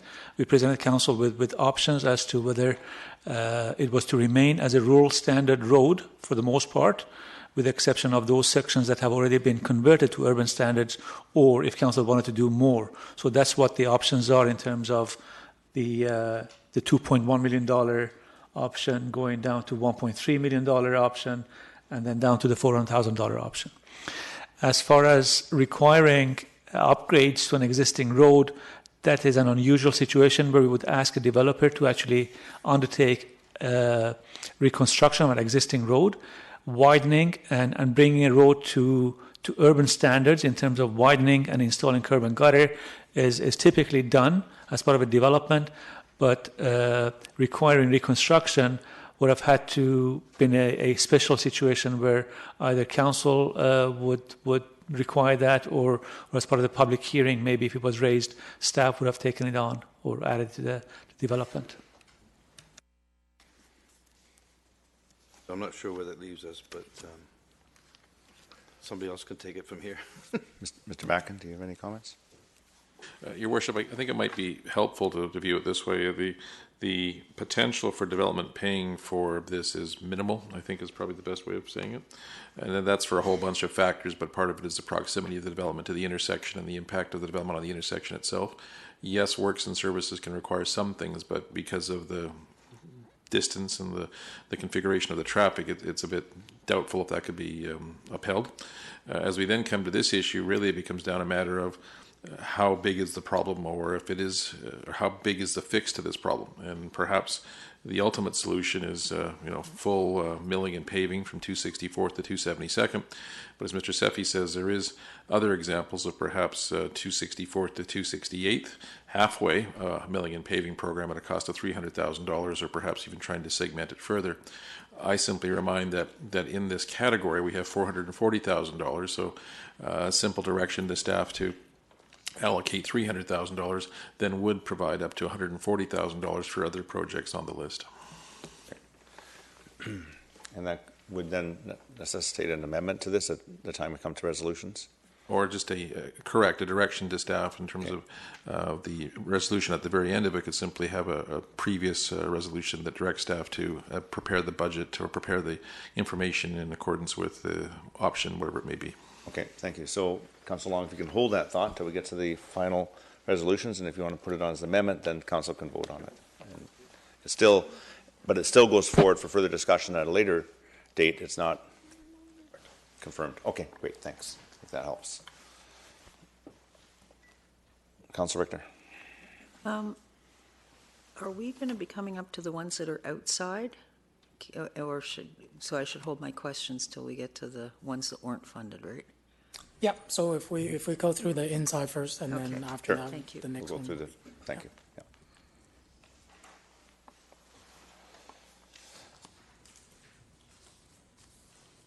Yeah. So basically, we'll start with transportation inside. So what you see on the first sheet, you'll see all the project that we have proposed funding for. So if there's any project that have any question or. So the medium, there's the two mediums, and I know in the earlier presentation stated that if there's funding from other sources that we could use, then the medium would come up. So this is DCCs and surplus and reserves, very little, basically for those two, and that's why they're in there. Yeah. They're already part of development. Okay, great. So any questions on the inside for anybody? Councillor Richter? Yeah, just a question. If we wanted to come up with money to fund 24th Avenue paving, can we cut any of these projects? Like, I'm thinking, for example, they've got bike lane improvements for $200,000, as well as annual cycling improvements of $728,000. Like, if we said, well, we'll just go with the 728 this year, and we'll take the 200 and put it towards. Can we do that? Yeah, so if it's the direction of council that we want to do it that way, we can definitely make changes on this. Your Worship, just some of that is TransLink money, is that correct? Just to be ICBC. cautious using that example, Yeah. which was bike lane improvements, Bike BC 2018, it actually has $100,000 from prior year surplus and private funds and other sources, which would likely be Bike BC for $100,000.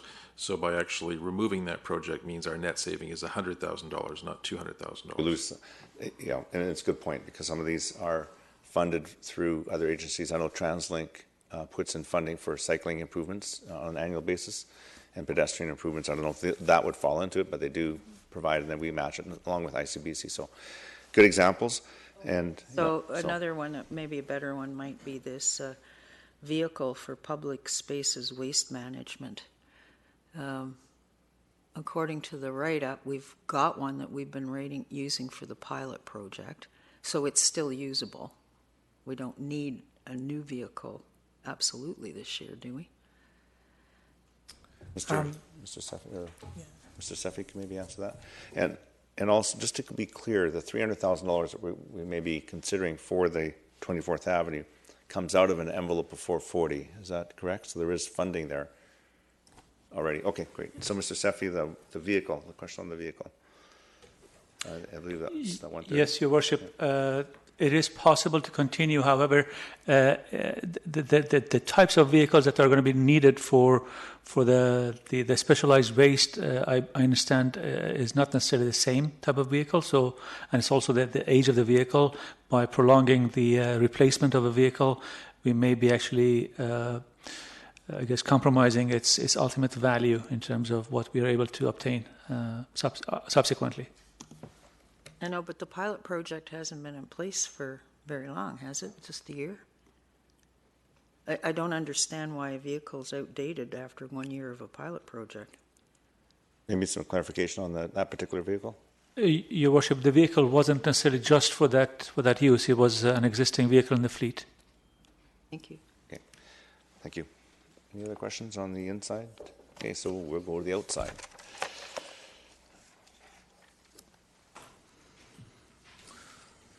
So here's the list of transportation that's currently unfunded. Okay, thank you. Councillor Richter? Yeah, I have a question with regards to the traffic light fire signal, 264th Street at 30A Avenue. I've been under the impression that we get a lot of calls on a very regular basis to go up to motor vehicle accidents on Highway 1. So I'm just wondering why this would be a medium priority if we're getting more MVA calls for Highway 1 and our first responders need to get out of that intersection. Okay. Maybe, yes, that's a good question. Some explanation on the fire signal. I know they do have lights and sirens, and so they can stop, look, and if it's a safe go, and everybody stops for them. But is this an assistance to them, or is it maybe a little explanation on that? We can flag this one unless we can flag it to bring back that answer. Okay, great, thanks. Councillor Whitmarsh? Yeah, through you, Your Worship, to staff, I'm just wondering the process, as I look on these items that are outside the envelope, and and I wonder what process it is to have certain items around transportation considered by staff for the list, and not necessarily even for 2018, but even for future years. What process do we follow for us to have staff consider items that are not maybe even on this list? I have one in mind that's not on either of the two lists, but I've heard a number of comments from public to me about it, and just wondering how we even consider it, not necessarily for 18, but possibly for future years.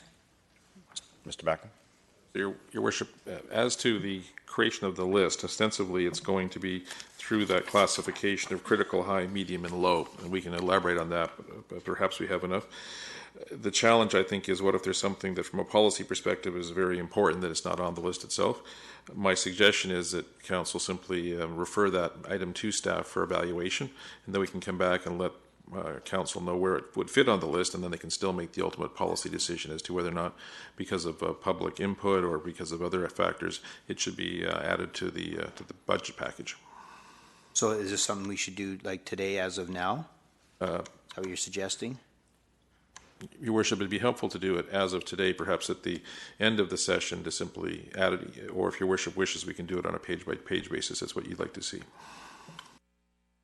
You don't flag it to the end when we do resolutions? If we have It some can to add be, for- yeah, sure, that's or- fine. It relates to transportation, Sure. but I can wait if you prefer. Sure, we'll do all the resolutions at the end, so we'll go back to it. So just questions on, we'll do the questions on, if anybody has any questions on these pages, and then at the end we'll deal with the resolutions. That way have it all in one shot. Okay, Councillor Long? Thanks. On the Old Yale Road, so, boy, we went through a lot of public consultation and differences of opinion on what should be done and so forth, and there's money here pegged, I guess, but it's not gonna happen. So what's gonna happen in the meantime? I see on the page it says 16,900 carry forward or something, but is the road gonna get patched then in the meantime while we're waiting for the $2.5 million? Because there's already been a decision as to what the preferred option is, and I guess is it just a matter of waiting for money, and what will happen in the meantime? Mr. Backen or Mr. Seffi? I don't know who. Your Worship, in this circumstance, the challenge with the project is simply its overall cost, given the resources available. As you can see, it would take up a significant portion of our transportation funding. So while we do know the ultimate result, at this point, we don't have adequate funding for it. So the process would be that it would continue to be patched or maintained. That road is a very challenging road because it's concrete base and the narrow gauge of the road itself. The patching and paving doesn't work all that well. So it's going to really be a matter of, we think, to when there is available funding, which perhaps might even have to come from some grant sources if such a program were to develop, or for now it remains a very high priority, but something that we feel should be done in totality when it's done, as opposed to being done incrementally. But the time frame is, well, certainly not this year, but it could be whatever Council directs. Okay, so they'll continue to patch it, which is the concern I have, because I think a lot of people think that that the project's going to come now that we've done all this consultation and we've picked the preferred option. But the fact is it isn't, so we'll have to patch it in the meantime, and probably we should put some effort into some grant funding. I mean, it's a stretch, but being its uniqueness, maybe there is some heritage road funding somewhere. Keep looking. Thank you. Councillor Richter. Yeah, well, just to pick up on Councillor Long's thoughts, and yeah, this project was approved, 2-3 years ago? And if we're going to bite the bullet this year and go borrow money for infrastructure projects, maybe we should just be tacking this onto the borrowing and get it started. Certainly a possibility. Okay. Put them all on there? Well, it's a lot of borrowing, but that's something we can certainly, Council could consider if you wished at the end with amendments. Any other questions on the outside? All right, so I guess now we'll move on to facilities.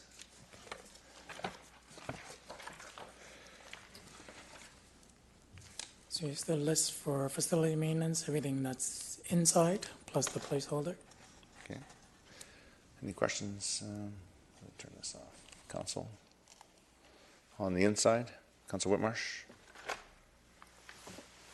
Yeah, the question, I'm just trying to get through my... I wonder if we, just through your worship to staff, just maybe a bit additional information about the item on additional seating capacity, Langley Event Center, Arena Bowl, and what is that additional seating? How is that done? What's the number expected? And is there some partnership with that, with some of the user groups that are part of that, whether that's the Giants or Stealth or other groups that might use that facility? We'll Who's best? Your Worship, Mr. Winsley? difficult right now to say exactly what it is because we're just in the middle of going through a feasibility study in terms of some of the structural elements and that of the building. However, with the success of the facility, we know that additional seating would be very beneficial and would have a payback in terms of revenue. What we're currently looking at is some of the fourth floor areas, particularly the west end of the facility. And if council who, either if you're aware or if you were here when we built the facility, know that we provided some spaces for future infill. They're top of gate 2 there, where we didn't finish some of the fourth floor, but the structure is in place. So we're just going through that process, have more detail as we get further along in the budget process, but this is the best estimate we have at the time as to the cost. As to the cost sharing, that is possible. However, we need to have something to show somebody before we could explore that. So the item that's the 1.5 million, is that the estimated cost for the full completion of the job, or is it that would be the township's contribution if we were to partner? Or Yeah, that's the grand total. that's the grand total. Correct. Thank you. Councillor Richter? Yeah, just a query around this. We had talked about the $7 million we were going to borrow for facility repair, improvement, and enhancement. Why wouldn't we have put the Arena Bowl and the additional seating capacity into the borrowing amount? And that would have freed up like $2 million to do other projects. It actually is currently part of that $7 million in borrowing. $5.5 million was the facility repair, improvement, and enhancement, and the 1.5 is the additional seating. Okay, so that is going to come from the borrowing. So And then what about the Arena Bowl safety enhancements? Can that be moved over into the borrowing? It currently is funded from prior year surplus. Are you thinking it's of the free? $400,000. It'll pave 24th Avenue. Oh, I see what you're, okay, gotcha. Gotcha. Okay. Thank you. Okay, so, Councillor Qualley? Sorry, I wasn't sure if we were Oh, nearing the so- end of that or not, but at the, I just, The inside, yep. yeah, of the facility management Yep. page, are we, okay. So I just had a question, I guess, through you to Chief Gamble. The storage area, the very last thing on the list. So that's on the outside, okay. On so- the outside, okay, sorry. Yep, okay. Can I go Yeah, there? sure. Okay. There's no more questions. So, on the outside, the storage area at Hall 6, was that the storage area that was being planned? It doesn't mention it in the report, but for the emergency preparedness stuff, that it's separate? Okay. I'll find out about the other stuff later then. Thanks. Okay, thank you. Any other questions? I think we're complete with the inside, so we're the outside. Anything with the outside? Seeing nothing. Your Worship, just before we leave facilities, just one comment for clarification. It was asked as to the $7 million, the allocation of some money from borrowing and some from reserves and surplus. Effectively, what staff tried to do was look at the facility repair and improvement component. Those are things that should be done necessary. For example, perhaps expanding a parking lot, whereas the enhancement would be something that would be in addition to. So that was one of the criteria for the distinction. If it was under the stuff that would be improving or repairing, it was capital. If it was going to be enhancing something new, it'd be then from the borrowing. Okay, I see. Thank you. Okay, anything else on facility management? Seeing nothing, we'll move over to parks. Everybody likes parks.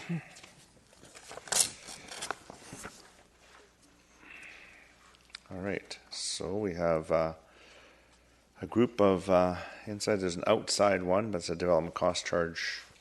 Looks like, yeah. So they're all in. Why is that? Well, it says outside here. Is one This that says- actually should be inside. It should be inside, and it's Yes, a typo? Okay, yes. so inside on that one, okay. Is that the DCC? Yeah, it's just about the bottom where it says outside, that should say that should say inside. And, so, questions? Councilor Qualley? On the Derek Doubleday Arboretum construction, it doesn't say that there's any money coming from private funds. So is that, did we receive the money this fiscal year for the contribution? I think it was from Rotary maybe, for that construction? So that money's already allocated?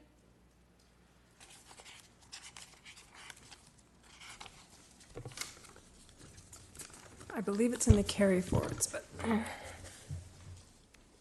Yeah, it was more than 350, I think, that whole project. Yeah, I just don't Yeah, remember yeah, what where the, it's gone, yeah.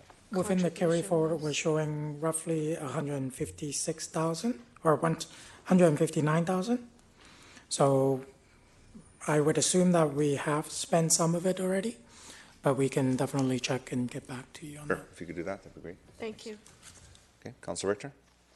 Yeah, just a couple of questions again on, with regards to the Walnut Grove caretaker residence roof replacement. Is the caretaker residence one of those modular type homes? Actually, Your Worship, this is actually a concrete building with a metal roof. The metal roof has been there since it originated, so hence why it's coming up due to replacement. The one at Noel Booth is one of the modular units. Oh, okay, all right. And under the Aldergrove Credit Union Community Center Playground, the 500,000 there, didn't we already have a budget for the ACUCC or whatever it is we're calling it? Didn't we have a budget for all the commissioning? Wouldn't this be part of the commissioning? Your Worship, we have a budget previously approved by council that includes what we kind of consider to be a local playground, an Aldergrove playground, and that's going ahead and is fine. What's happened is we've had a sponsor come forward who's interested in contributing some matching funds that would allow us to take it from a local playground to become quite a large destination playground. That's this additional 500,000 is that upgrade. So it wasn't contemplated in the original budget. Oh, so it's an increase in service. Okay, thank you. Is that, so just to be clear, that extra $500,000, is that the portion that would be contributed? So we're showing it in the budget, is that? It's showing us 300,000 from the township, 200,000 from other, which would be our sponsor, but we're actually still negotiating that amount. I see. It could go up a little Okay, higher. so it's a bit of a placeholder. Okay, thanks. Thank you. Anything else on the inside and outside? Any questions from council on the outside? Councilor Arneson? Yes, yeah, thank you, Your Worship. I did have an inquiry, maybe through a clarification. So we have cemeteries landscaping improvement. It's a relatively modest amount of money. So I guess my understanding was at one time that we had some kind of trust fund that we put monies aside for our cemeteries so that we can maintain them, the infrastructure. So is my assumption then that the landscaping improvements then fall outside that reserve that we have? that would be correct. The reserve is specifically for grounds maintenance, so that would be Okay, so considered- these are just additional upgrades that we'd like to do. Okay, thank you. Any other questions regarding outside or anything that we missed on the inside?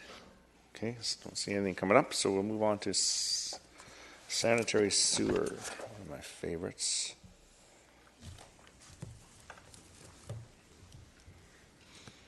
Okay, so there's a list inside, and then outside, I think we take questions on anything on this one page. Any questions from council? Councilor Whitmarsh, this is his favorite subject too. Yeah, my favorite. Councilor Whitmarsh. The only question I had, I just happened to notice as I'm looking at it that all of the items that are on the outside are vehicles, and just wondering if it makes sense to, I don't know, move vehicles. And I mean, obviously the age of them and how long they can last for, but it seems like we might be in a position of replacing all the vehicles at one time, or I'm just not sure what that means. So in particular, if the vehicles are coming from a replacement reserve, you typically find them inside the funding source. So these are requests for new vehicles. And one of the reasons why the amounts are on the smaller side is because they're being split 5 ways. But in this particular budget, in terms of the funding that was available, they've either been using an older vehicle or are renting a vehicle. So we've asked that they continue to do that for the next year. And then we bring these back, or see if we can somehow fund them during the year from sources that come available, capital surplus, or something that might come available during the year. Karen, just to clarify then, these vehicles, would they be new vehicles in? They'd be new vehicles, so therefore they're not part of the reserve. Therefore, we have to actually record them as being purchased, and then the reserve would take over and fund their replacement. That's correct. So these would be new equipment. Right.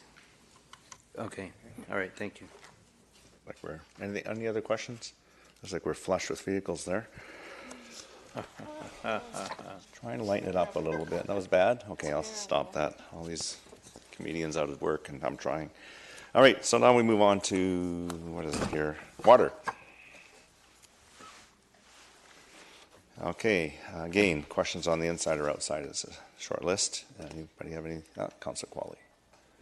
Councilor Qualley. Thanks. So on this water and on sewer, there was annual LAS program budgets, 2 million for water, and I think it was 1 million for sewer.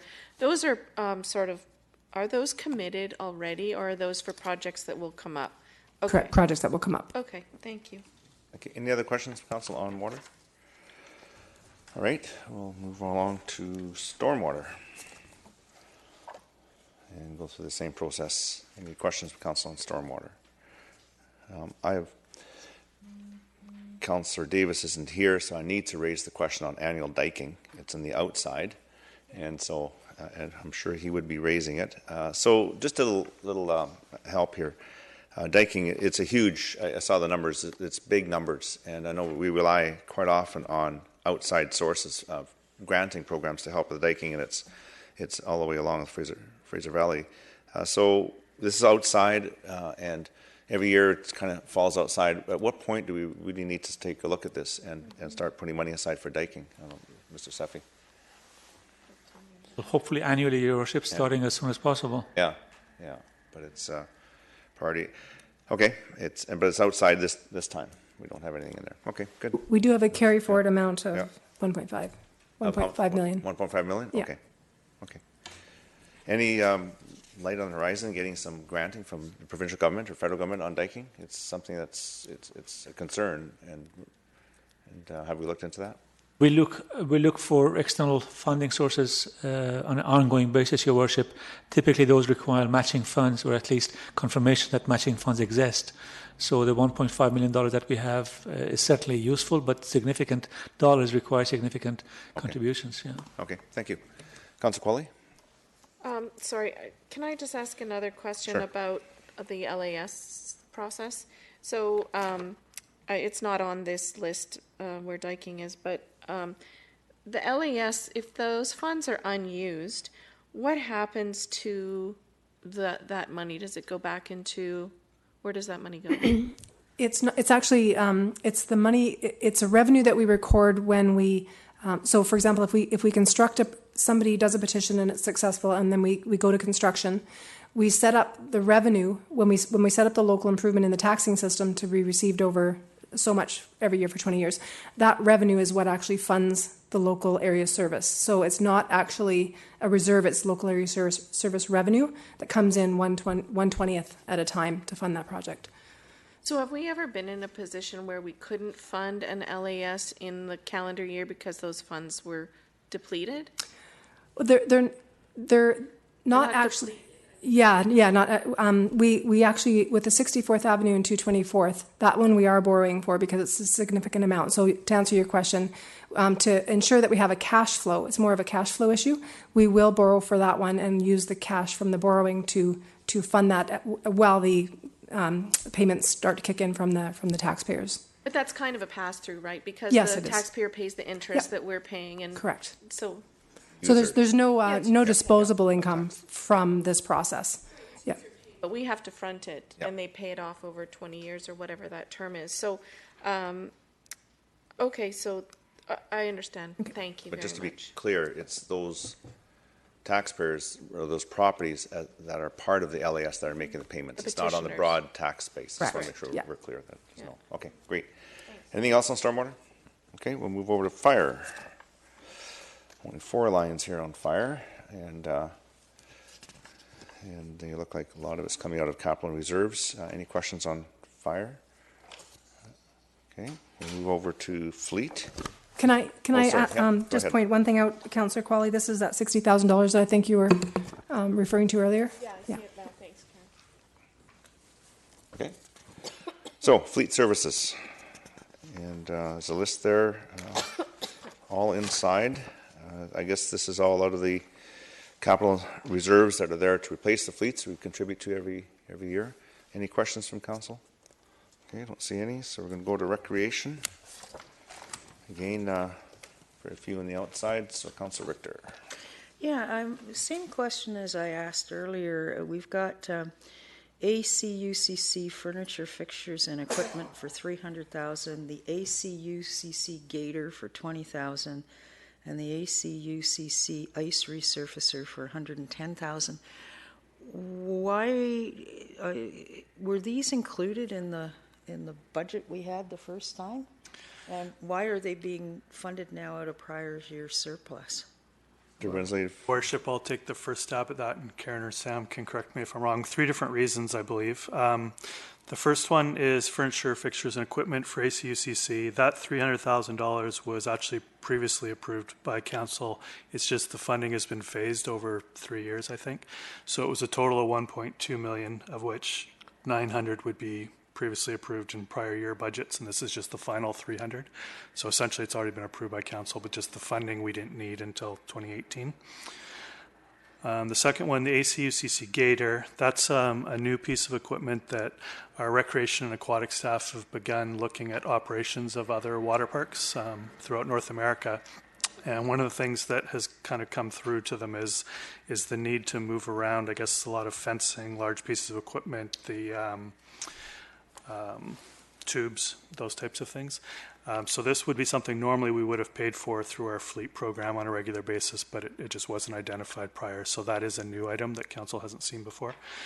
And the third was the ice resurfacer. That's actually coming out of our fleet. It just requires council approval to actually buy it in 2018, but that's been paid for on an annual basis by Recreation over the years. Is that a replacement for the existing ice resurfacer at the old Aldergrove Ice Arena? Correct. So we'll start a new facility with a new one, but it's existing, so we're replacing all the reserves. Okay, thanks. The one that's being replaced is 23 or 24 years old or something. Okay. Yeah. Thank you. That's okay. Councillor Whitmarsh. Yeah, thank you. Just a couple of questions. On the parking lot expansion, Walnut Grove, I was wondering why that would not be considered like a facilities request as opposed to a recreation request. Which one, sorry? The Walnut Grove parking lot expansion. Okay. It seemed to be something that fits in the list of all the facility needs that are at the front that we've already gone through. It seemed to be more like that kind of item as opposed to a recreation item itself. Yeah, you could be quite right on that. We have had some discussions with parks, between Parks and Recreation and Facilities over the last few days about where the project should be, with the facilities being somewhat of a new department. Sometimes we miss them in terms of where the project should be. So I think you're right on this one, and it probably should be in facilities. Okay, that's fine. Thank you. The second question I had was on this, it says a contribution toward the new Willoughby Secondary School FF&E. Are we to assume that this FF&E that's talked about here is recreation equipment for the Willoughby Secondary School, or is this other types of FF&E? Your Worship, this it's probably not truly FF&E as prior defined. What this is allowing is us upgrading primarily the gymnasium, but some of the entrance spaces and public spaces as well at the new high school, upgrading them to take them from a standard secondary school standard of construction to something that can be used by the community for both youth, adult programming, also events that we bring to the Township of Langley, provincial championships, that type of thing. So a portion of this is flooring, a portion of this is scoreboards, things that would allow us to match the standards at the LEC and have our volunteers and staff go back and forth between the two. Okay, so I fully support the idea of that. I just wonder if it maybe should be called something different. It makes it look like we might just buying desks and chairs for classrooms. We don't really know what that means. And the third question I had was on the facility vehicle for the ACUCC. It's identified as a low ranking, and yet, when I read the description on in the booklet here, it says the vehicle is required for delivery and pickup of facility supplies and equipment. Yet it's ranked low. So I'm just wondering how supplies and equipment are going to be picked up and delivered if we don't actually have this vehicle. I can maybe try to answer, and Ms. Blair can grab me if I'm wrong, but so she doesn't have to get up. There are a few existing vehicles that are utilized. I think, though, again, through this new facility, the number and amount and frequency of chemicals, et cetera, that are going to have to be delivered, what they've identified is the need for a different, like a larger vehicle that can actually service not just ACU, CC, but all three of our indoor pools. So if the reason that it's low isn't because it's not needed necessarily, but they have existing smaller vehicles that can do the job, just won't be as efficient for staff. Is that correct? Okay, and so this vehicle is beyond just ACUCC. It's actually would be used by all of the swimming pools in the township. Is that correct? So in essence, Councillor, instead of a small pickup truck, it's a larger vehicle that could do in one day, say, the run between all three pools. It's lumped under ACUCC just because we're not buying a vehicle for ACUCC, so this would be kind of a standard. Okay, thank you. Just before we move on to Councillor Qualley, just to get some clarification. So the parking lot expansion of $280,000, you're thinking of moving that over to facilities now. Do the funding sources remain the same? I think part of the reason why it was in recreation, it was when the item was deferred to budget process, the 150 actually was pre-approved under recreation contribution to capital. Okay. So I think that was one of the reasons why it stayed within recreation. Okay, so it's just a matter of where you could leave it here, it still comes out of the same. So there's no real need to move it then. Or would you move it anyway and just identify these funding sources? We could move it with the funding sources. Okay. Just okay, fair enough. Thanks. Councillor Qualley? Thank you. In the outside of the envelope is the skimmer line repair and upgrade for the Fort Langley outdoor pool. And when I read on the description sheet, it says not proceeding with this could result in the pool being shut down. Is that a permanent closure of the Fort Langley pool, or what would that look like? Your Worship, I'll try this one. The need is significant. We'd like to try it for one more year to see what the impact could be. Staff at this point are developing alternatives to simply continuing with that aging facility. We're looking at such things as water park replacements or other things. Now, at this point, we don't have concrete plans for that, but we don't feel it's prudent to allocate the full amount necessary to bring this back to a refurbished condition. So we'd anticipate more discussion in 2019 with the facility operating in 2018. So just to be clear, this will not impact the facility's operation for 2018? It's intended to provide funding to continue, maintain, and repair, but the description is accurate in that it's getting more and more challenging, but we're hoping we can get one more year out of it at least so we can come up with more plans to see whether we should look at an alternative or just simply repair it.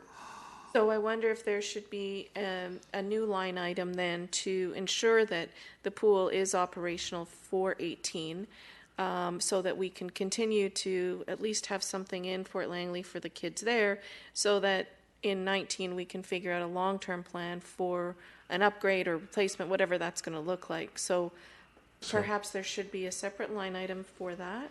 There's a separate line item on page 258 that kind of deals with the ability for replacements. The going to design further in terms of what that could look like, we haven't gone that far yet, only because we haven't identified potential other locations. Okay, so sorry, it wasn't specific in that page 258 that was allocated for potentially. It could be anywhere, because if we can maintain it as it is without repair, we would do that. But in case we do need repair, it become the priority for repairs. Okay, so I just want to make sure I'm hearing really clearly that we're going to do everything in our power to keep the facility functioning for 2018, to give us a year to come up with a plan to figure out our long-term arrangement for Fort Langley. Correct. Thank you. I just want to add, if you look at the page 265, there's actually 50,000 carry forward as well, and that should cover for the needed repair if there is. Well, 50,000 is on the carry forward. Yes. Okay, so that Yes. will be sufficient then. Yes. Okay, thanks, Sam. Councillor Richter? Yeah, I just wanted to ask Mr. Backen a clarification question. Did I hear you correctly? We're thinking about closing down the Fort Langley pool? Replacing more than closing. We actually, at the staff level, theorized that a water park might be something that's more appropriate, but we don't have enough data to actually make that suggestion. So we hope to come to council with an option of actually maintaining the pool or actually replacing it with something that might get more use, such as a water park. Okay. Spray park. Is staff planning to consult with the community up there? Because I rather imagine they'd be a little upset to learn that. Well, we thought we'd consult with council first to see if they wanted to proceed on that basis, but until we have options, we thought it was premature. Thank you. I think based on what's happening at the Philip Jackman Park, staff do go out and do consultation and get some options. And yeah, this is certainly something we need to look at in the future. Thanks. Anything else on recreation? Seeing nothing, we'll move on to airport. Councillor Richter. Yeah, I just had a question. There was an issue that came forward a while back with regards to wiring and power supply to older hangars. Was that ever resolved? It was on Airport Road. Yeah, Yeah, they did taking underground. the heavier Yeah. electrical down to the older hangars or something? I think, correct. It was part of 217 budget. It's part of the budget, but it was also, there was two electrical improvements that occurred, which was the Skyway Street and then also the older hangars, the connectivity, which were dealt with concurrently but under different projects. So as to my knowledge, has been addressed. Addressed. Okay, thank you. Yeah. Okay, Councillor Whitmarsh. Yeah, two questions. One is the landscaping for the terminal building. It's not in the funding envelope. Just what will it look like without the landscaping? It'd just be bare dirt? More likely grass, but the reason why is because of the timing. It may be that can be done in the spring of 2019. So we're trying to see what we can fund, firstly from the project itself. This is going to be the developer's contribution. Secondly, then from what we may have if it's moderate, and if not, that could then be done in 2019. Okay. And the second point was related to the 216th Street access road resurfacing. I'm wondering if some consideration has been made about looking at putting in a left-hand turn into the airport on 216th from as we're heading north down 216th. Driving down that road quite often, it's either backed up with school traffic, people getting in the airport and trying to get in and out. There's lots of people that work there. I'm just wondering if a left-handed turn lane might be appropriate, and if we're going to be into the resurfacing, if it might be the time to consider that. A possibility, we would probably, I think you're talking about in the area of the existing restaurant when that becomes more of a parking lot. Yeah. Yeah. I think we'd like to actually see how it functions for a little bit first, because the road, if it was going to be done, would have to be pushed primarily to the airport side. Pushing it to the east side would require Agricultural Land Commission approval, even though it's a road alignment. So we think that we can perhaps make it work with the existing alignments by having some greater efficiencies, that is, having one point of exit and egress primarily for the traffic area. What's of more interest to us, and we think it's a bit premature, is perhaps having some sort of light at the Skyway Street entrance, but then having an internal connector road that could then actually connect those two, so you could actually have a proper full movement intersection. Okay, yeah, so I mean, either of those, I guess I'm certainly not the expert on it, but just wanting to address that 216th is very busy, and it's a very busy road and people going up and down, and so having to turn left-handed in there. So if we could do it with a light and avoid people from turning off of 216th in, I think it would be a good safety thing. Thank you. Okay, thank you. Anything else on the airport? Okay, we'll move on to IT, information technology. Any questions on the inside? Everything's inside. Any questions from council? I don't see any, so we'll go on to solid waste. And it looks like it's the collection carts and annual equipment replacement. So that's just continuing the maintenance of collection carts, of some of that new properties that come on stream and damage and loss. Okay. Anything on that from council? Councillor Richter. Yeah, are we having an issue with damage or loss on those carts? Nothing out of ordinary, Your Worship. This is just a contingency in case it's needed. Thanks. Okay, so police services, some furniture and equipment. Any questions on that from council? See anything? Okay, so now other corporate administration and fiscal. There's a list. Councillor Richter. Yeah, again, I just wanted to question the placeholders. So we're putting $21 million in the budget, and if we get the money from capital reserves or surpluses, like what would we use it for? Typically, the $1 million is the part about the grants. If we receive grant funding during the year, then we can bring it into the budget. The larger one, the $20 million, is if something comes up, like a property that is desirable for us to acquire. That's the funding envelope that we use to take advantage of those when they come up, because they're such of a sensitive nature in terms of which properties we want to buy. We have to have this kind of funding envelope to allow us to do it. Okay, so if the 20 million isn't spent on properties, it just flows over into surplus the following year? No, it just doesn't draw from the land reserve. So it just, each year we just replace it with a brand new 20 million. So the previous year just falls away, and then we start the new year with a new amount. Yeah. And every project would need authorization of council. Correct. Before proceeding. Right. Okay, thanks. Okay, anything else on corporate administration and fiscal? Sorry. Oh, hang on. Councilor Whitmarsh. Sorry, just to that same point, I just noticed that on the information sheet, it does reduce it to 10 million each year starting in 2019. Is that It was 10. Yeah, it has been 10, and we've had just quite a robust couple of years. So we have it at 20 for the first year, with the idea if it's not used, if it's not required, then it would fall back down to 10. And we look at it each year, just depending on what's happening in the township. All right, thank you. Thank you. Okay, so that wraps up all the sheets. So now take us on to, or did I miss one? There's one more for there we go. community development. Community development. There's a placeholder, and that's the assets contributed from developers. So that's DCCs and that sort of thing that come in. Is that correct, or is it more than that? It's the assets that we inherit from development. The assets that we inherit. That's right. Okay, and the others inside. So development coordinated works.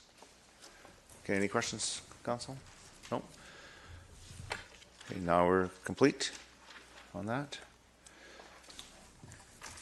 So what you see here, we have the operating impact of capital. So if we were to approve everything within this capital proposal, these are the costs that would affect the operating costs.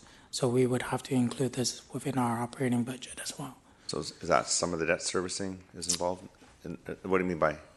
This is not debt, it's everything else. It's a maintenance of the assets, yeah. Maintenance of the assets, okay, thanks. So on the left, you'll see some of the example of the operating impact from projects. So things like transportation within public waste receptacle, you'll see a $385,000 over 5 years of operating impact. Okay, I see. I get it now. Yep, thanks. Councilor Richter? Just a question, why does it drop off so dramatically in 2021? In terms of transportation or Well, the just operating overall? impact, so we're getting this new capital, which is going to have to be maintained, Yeah. and that's where the operating part comes from. So the main reason you see most of the costs at the beginning is because that's when it actually go within to the operating base. So as soon as we get 331,000 in 2018, that actually carry over to 2019. And what you see in 2019 column is additional on top. Oh, I see. So it just get Okay. less and less. So then, by the time we get to 2021 and 2022, we're down to the lower numbers because there's no more operating stuff coming into the budget. Just no additional new costs because you would already have your base by that time. If I could add, typically these latter years get smaller because we have less detail into the years 4 and 5 of the capital program. So as we would move towards those years and more projects are identified and those years become more robust in terms of what we include in the capital project, then when we actually get to those years, the operating costs will likely come up Right now, it's just we have a lot of the focuses on the first 3 years of the 5-year plan. Okay, so if I'm understanding this correctly then, 9, 3 is 6, and 2 is 8. So by the time we get to 2021, we will have increased our operating budget by at least $800,000 on an annual basis to keep all these things maintained, right? Correct. Based on the, yeah, that's correct. Yeah. So there's no reduced level of operating budget going forward. With the years like 2019, these operating costs are related to projects that we'll look at in 2019. So even though we've shown you a 5-year picture, we will revisit each year of capital when we get there. So we're trying to sort of paint a picture of what could be the operating costs out for 5 years. But in the first column, 2018, those are the operating costs related to the capital that we're talking about today. So if we pass that capital and it becomes approved, then $331,000 has to go into the base to take care of it. The other ones are not automatic. They're just to try to sort of project out what they might look like if what people have submitted in those years gets approved as well. Thank you. Any other questions on that? No. Okay, move on to the next slide. So on this slide is showing the operating impact from the contributed asset that we had discussed earlier. So these are the asset that we have received from developer, and these would be the full dollar cost of maintaining these assets. Okay, any questions on that? Okay, we're good, thank you. So here we are, resolution. So as it states here, and this is the recommended resolution. However, I know there's some amendments, so Councillor Long, if you wish to make or any more discussion. This is the time we were going to return to 24th. Yeah, so this is the time. So I've been doing a lot of sort of monkeying around here and thinking about this. So first of all, I guess 24th was never really designated as a collector or as a road that plays as much significance in the area as it does. Secondly, now we've expanded the OCP with the latest public hearing we had and third reading, which was bylaw 5283, and it made sense because it's property that's outside the ALR within the urban containment, but we did expand the OCP to include those lands. That's those lands that are on 268th and west on 24th. So in both reports, it talks about a servicing. Staff doesn't have a servicing for that area because, of course, it was never in the OCP before. All this to say that I think 24th plays a bigger role in those lands today than it did when we first contemplated the plan, I guess. And that may result is why the road wasn't built to a bigger standard. I don't know. But here we have a road now that is getting much more use than we anticipated because of the anomalies I mentioned earlier. And now we have some development coming in there, including the church that's been there for a little while. And also that whole quarter section apparently is all within the urban containment boundary, so I'm not sure what the future plans would be for that. That's the section that's the northeast of 24th and 264th. So all this to say that I guess that road needs more attention than we thought, and that's why we're getting all the complaints. So maybe staff has a solution. Well, why don't we refer to staff to come back to the solution? Or we can just put the 300,000 to patch it up between now, but I wonder why we didn't, why we wouldn't have said to the developers on that area that, okay, when now development is happening in that section, 24th needs to be upgraded to a standard that will service that. What's the best guess and how far away the development is on that section? It's just a quarter section away. On the map, it's right there, actually. Yeah, I just don't have it in front of me. So. Mr. Sevi? Your Worship, as I recall, there are applications in process. There was an application for community plan amendment to include a certain area within the community plan. And then subsequently, I think, I forget where it is in the process, but there are development applications in the process. Right. Mr. Seppi, I think the question is, could the applications be responsible for upgrading the road? And I believe the answer is that in front of the development, yes. If it's going to be at the intersection or further away from the development, that is not fronting the development, then we have to draw a link between the actual extra, cost created by the development versus our system. or more particularly using the works and services description, trying to have them say that that's being something that has to be improving the network because of it. And I thought it was because of the proximity of the development to the intersections being such a distance that it probably wouldn't work under works and services. So an example, would that be Hyde Canyon, where we had the developer put in a traffic signal at 264th and 56 and also did some improvements on 56th Avenue at 56, the two 56s. I don't know if that's which is not adjacent to it, but we felt it was impacted. Mr. Seffi? Your Worship, the connection could be made, as Mr. Beckham referenced, but it has to be something that is either initiated by council or raised as a matter of public, I guess, as part of the public hearing process for a rezoning application. Typically, reconstructing an existing road is not something that staff would require an applicant to do, whether fronting or off-site, if you will, not fronting the subject development. It is typically conversion of a road to a classification that is today's standards, that is typically widening and installing curbs and gutters, street lights, and all the urban standards. It is not to reconstruct the road that currently exists. Those are things that DCCs don't cover, that we don't typically ask developers to do, unless, as I said, it is a condition that council chooses to impose. Now, Your Worship, as we go forward, then I believe there was two suggestions from the councillor. That is that it could be perhaps could be included just outright, and that's council's prerogative. Another matter that might likely require a referral that may not affect the funding, but I suggest anyways, is that this road be included in I'm going to say the P1 map, but the official transportation plan as a collector road. Because there's certain criteria that have to be established before we can designate it as a collector road, that element would require the referral. And I just hesitate with that one because at the end of the day, it may not impact anything. If council believes for policy reasons that this should be included, then that perhaps should simply be an amendment. Okay, so this was interesting conversation, but I don't want to go there. And I'll tell you that I do believe, and I think council will recall this development is going to require a $1.5 million pump station as well. So I'm not trying to shut this development down. We've already given it third reading, and I think that's what we're hearing from staff. It didn't come up at the public hearing, and it wasn't a condition of the development. So let's instead, we've got $444,000 to spend that has not been allocated yet, and I would move then that we take $300,000 and put it into this 24th, and that takes care of the council resolution from the delegation and the situation for the near future at least. So you move the amendment that we add, 24th Avenue, $300,000 to this year's budget. That's to, I guess, to go to 268th, right?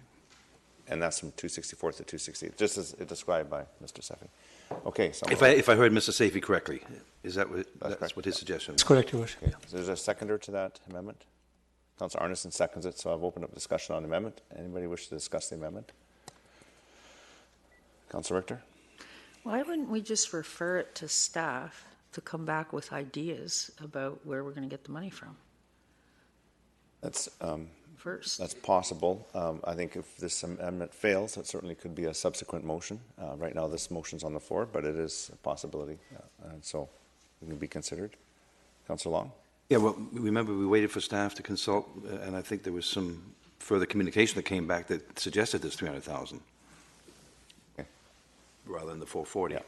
So we can vote on this, and if depending on the outcome, we can always look at subsequent motions.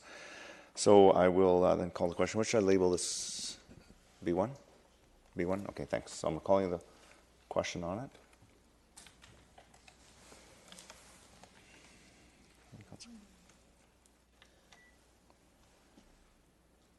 And that carries unanimously.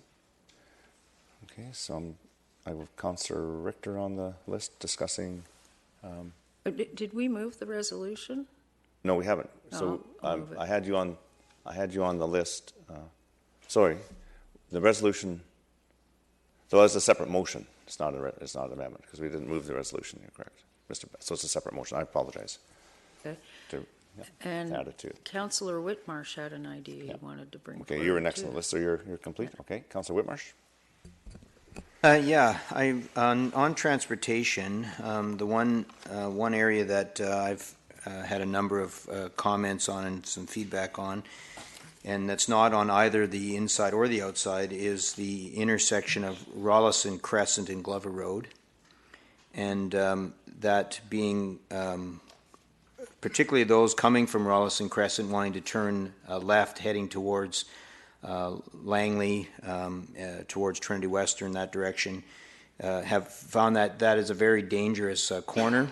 People come down that corner very quickly and very fast. You can't often see them, and so they're gunning it to try and get around without getting hit, and there's cars coming both ways.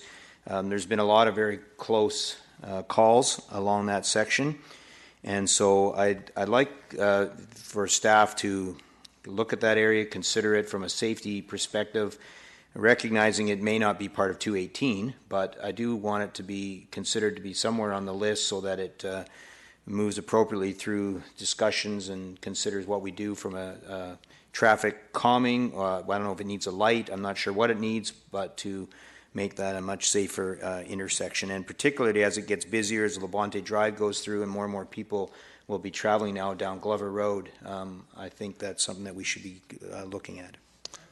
Thank you. I just have a quick question for staff on that one, and it's good. We'll carry on. But a quick question was in the truck routing proposed changes in Fort Langley. Is that intersection part of that, and that there would be some improvements at that intersection in the future? And if the truck route was delayed or longer, we could go ahead with some improvements now, which would be part of it. Is that intersection contemplated in that? That's your worship. Yeah. That's correct. Okay, great. So that the improvements can still be looked at by staff, but we are looking at it in a bigger picture. So, okay, so Councillor Whitmarsh moves, Councillor Richter seconds, and the motion is to have staff review Ralston Crescent and Glover Road for improvements for safety, something like that. Ms. Bauer, did you capture that? Does it make sense to you, Mr. Seffi? Okay, it's been moved and seconded. Discussion on that. Councillor Long? Yeah, just curious, that there's a different color of road surface on that hill. Is there an experiment going on? ICBC has been funding that as a safety measure, and as part of the contributions that ICBC has been making to the Township of Langley in safety. So is that concrete or something, or some kind of a special surface? It's a surface. It's a coating, isn't it, Mr. Seffi? Do you know what it is? I'm not sure, Your Worship. There's several locations that have been done. I know the rep from ICBC has shown me the list, and this is one of the initiatives that they've funded. Safety related. Yeah, and it's safety related. So it has more grip, and they put it on hills and intersections. So when you're coming down, sorry. There's one in front of Belmont Golf. Belmont Golf Course and 56 and 56, where we just talked about on the 56 when it comes and approaches 56. I see. Yeah. There's one application there, and there's several. They've been adding more and more. But so if we're getting a report, staff is looking at the safety concerns of the intersection. They can tell us about that too. Then I guess. Sure, it is one of the safety improvements that ICBC has been funding. Yeah. All right. Anything else before we've had some resolution? So two resolutions. So now I'm going to go to the main resolution, and that's a council receive and refer the 2018 capital budget to a future special. No, that one hasn't been on. We just took your motion and we took his motion, so those motions are part of it. So I don't think we voted on. Oh, sorry. You're right. I thought we had. I'm getting so confused. B1. Call the question. All in favor? All opposed? Unanimous. Now we can get the resolution. Is there anything else? Councillor Richter? Yeah, so has it been moved and seconded? No, just if you wanted to add anything beforehand, or if you want to move it, you can move it. No, I just had a question about it when it's, yeah, I'll move it. Okay, it's moved by Councillor Richter, second. Councillor Qualley? Okay, Councillor Richter, first up. With regards to the $7 million of new debt for facility repair, improvement, and enhancement, if this design build cost share a multi-purpose outdoor and indoor sports facility with an overall cost of approximately $27 million does not come to pass, will we still be incurring that debt?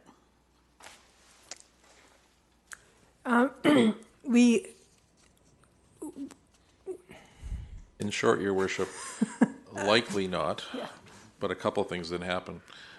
We then have the authorization, but we may have a different project, and that would include both the borrowing, and then it may include the amount that we're suggesting. So, for example, and this would never happen, maybe we'd want to put a view tower over at Yorkson Park, for example.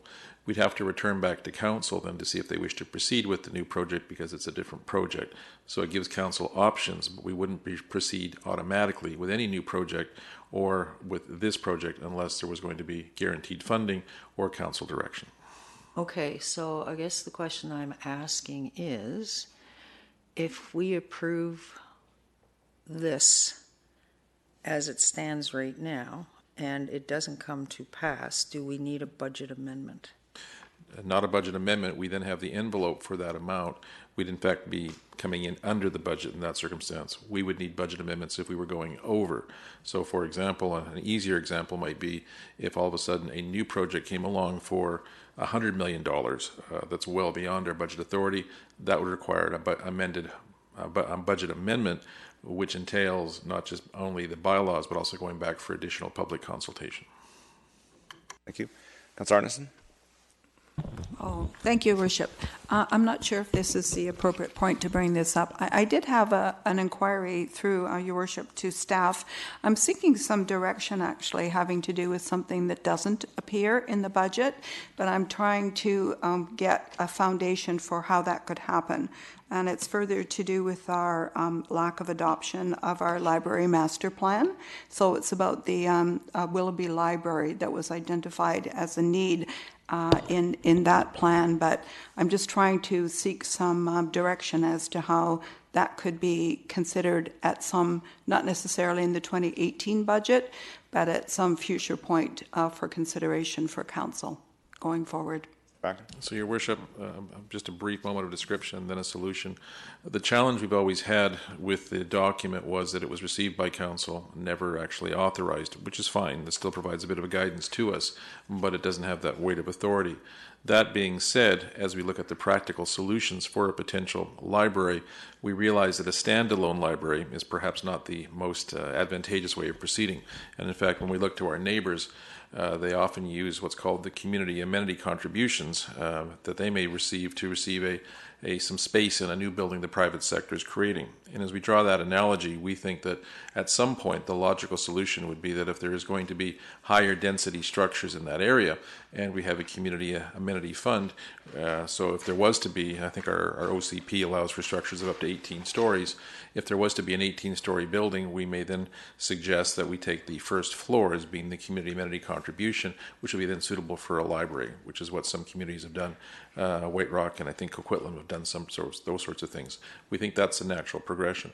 So the solution, I think, would be to refer the need for a Willoughby library to staff to consider or incorporate as part of other multi-purpose buildings in the area, including as a community amenity contribution from a developer who's putting up a significant building, a building of significant density. Yes, thank you. That would be very helpful. And further to request then if that could have potentially a timeline attached to it, because I know that everything is contingent on build out. So I don't really know if that would be 10 years or 20 years out, that kind of assessment. Thank you. We could take that as a separate motion once this is, or to refer that to them. Yeah, we'll do it as a separate motion once. Anything else on the resolutions in front of us? Any other questions? Okay, I'm going to call the question on B1. It carries unanimously. So, Councillor Arneson, I think what we'll do now is we'll go to other business. If you want to bring it up in other business, your motion. So if you want to pull your mic down and just make that motion. Councillor Arneson? Yes, thank you, Worship. So just a request for a staff review and report back to council regarding opportunities for siting and funding for a new library in the Willoughby area, including a timeline or assessment of, what opportunities might present themselves for council's consideration. Okay, and seconded by Councillor Richter. Any discussion on the motion? Seeing none, I'm going to call the question. And let's see one. Carries unanimously. Is there any other business? Seeing none, motion to terminate. Councillor Long moves termination. Councillor Whitmore seconds it. All those in before Worship, you can still terminate, just Okay. just the next steps. Just want to make sure council's aware. Oh, we didn't get to the next steps. Okay. Well, hold termination for just, hold on. It's been moved and seconded. We're just in between. So in Just for conversation, because we Thank you. can't have discussion, it's just to bring to your attention page 47, the timeline. Again, I think we touched it early on, but just to make sure that you're aware of that timeline as we go forward. Good, thank you. Okay, so I'll call the question on termination. All those in favor? Opposed? Carried. Thank you.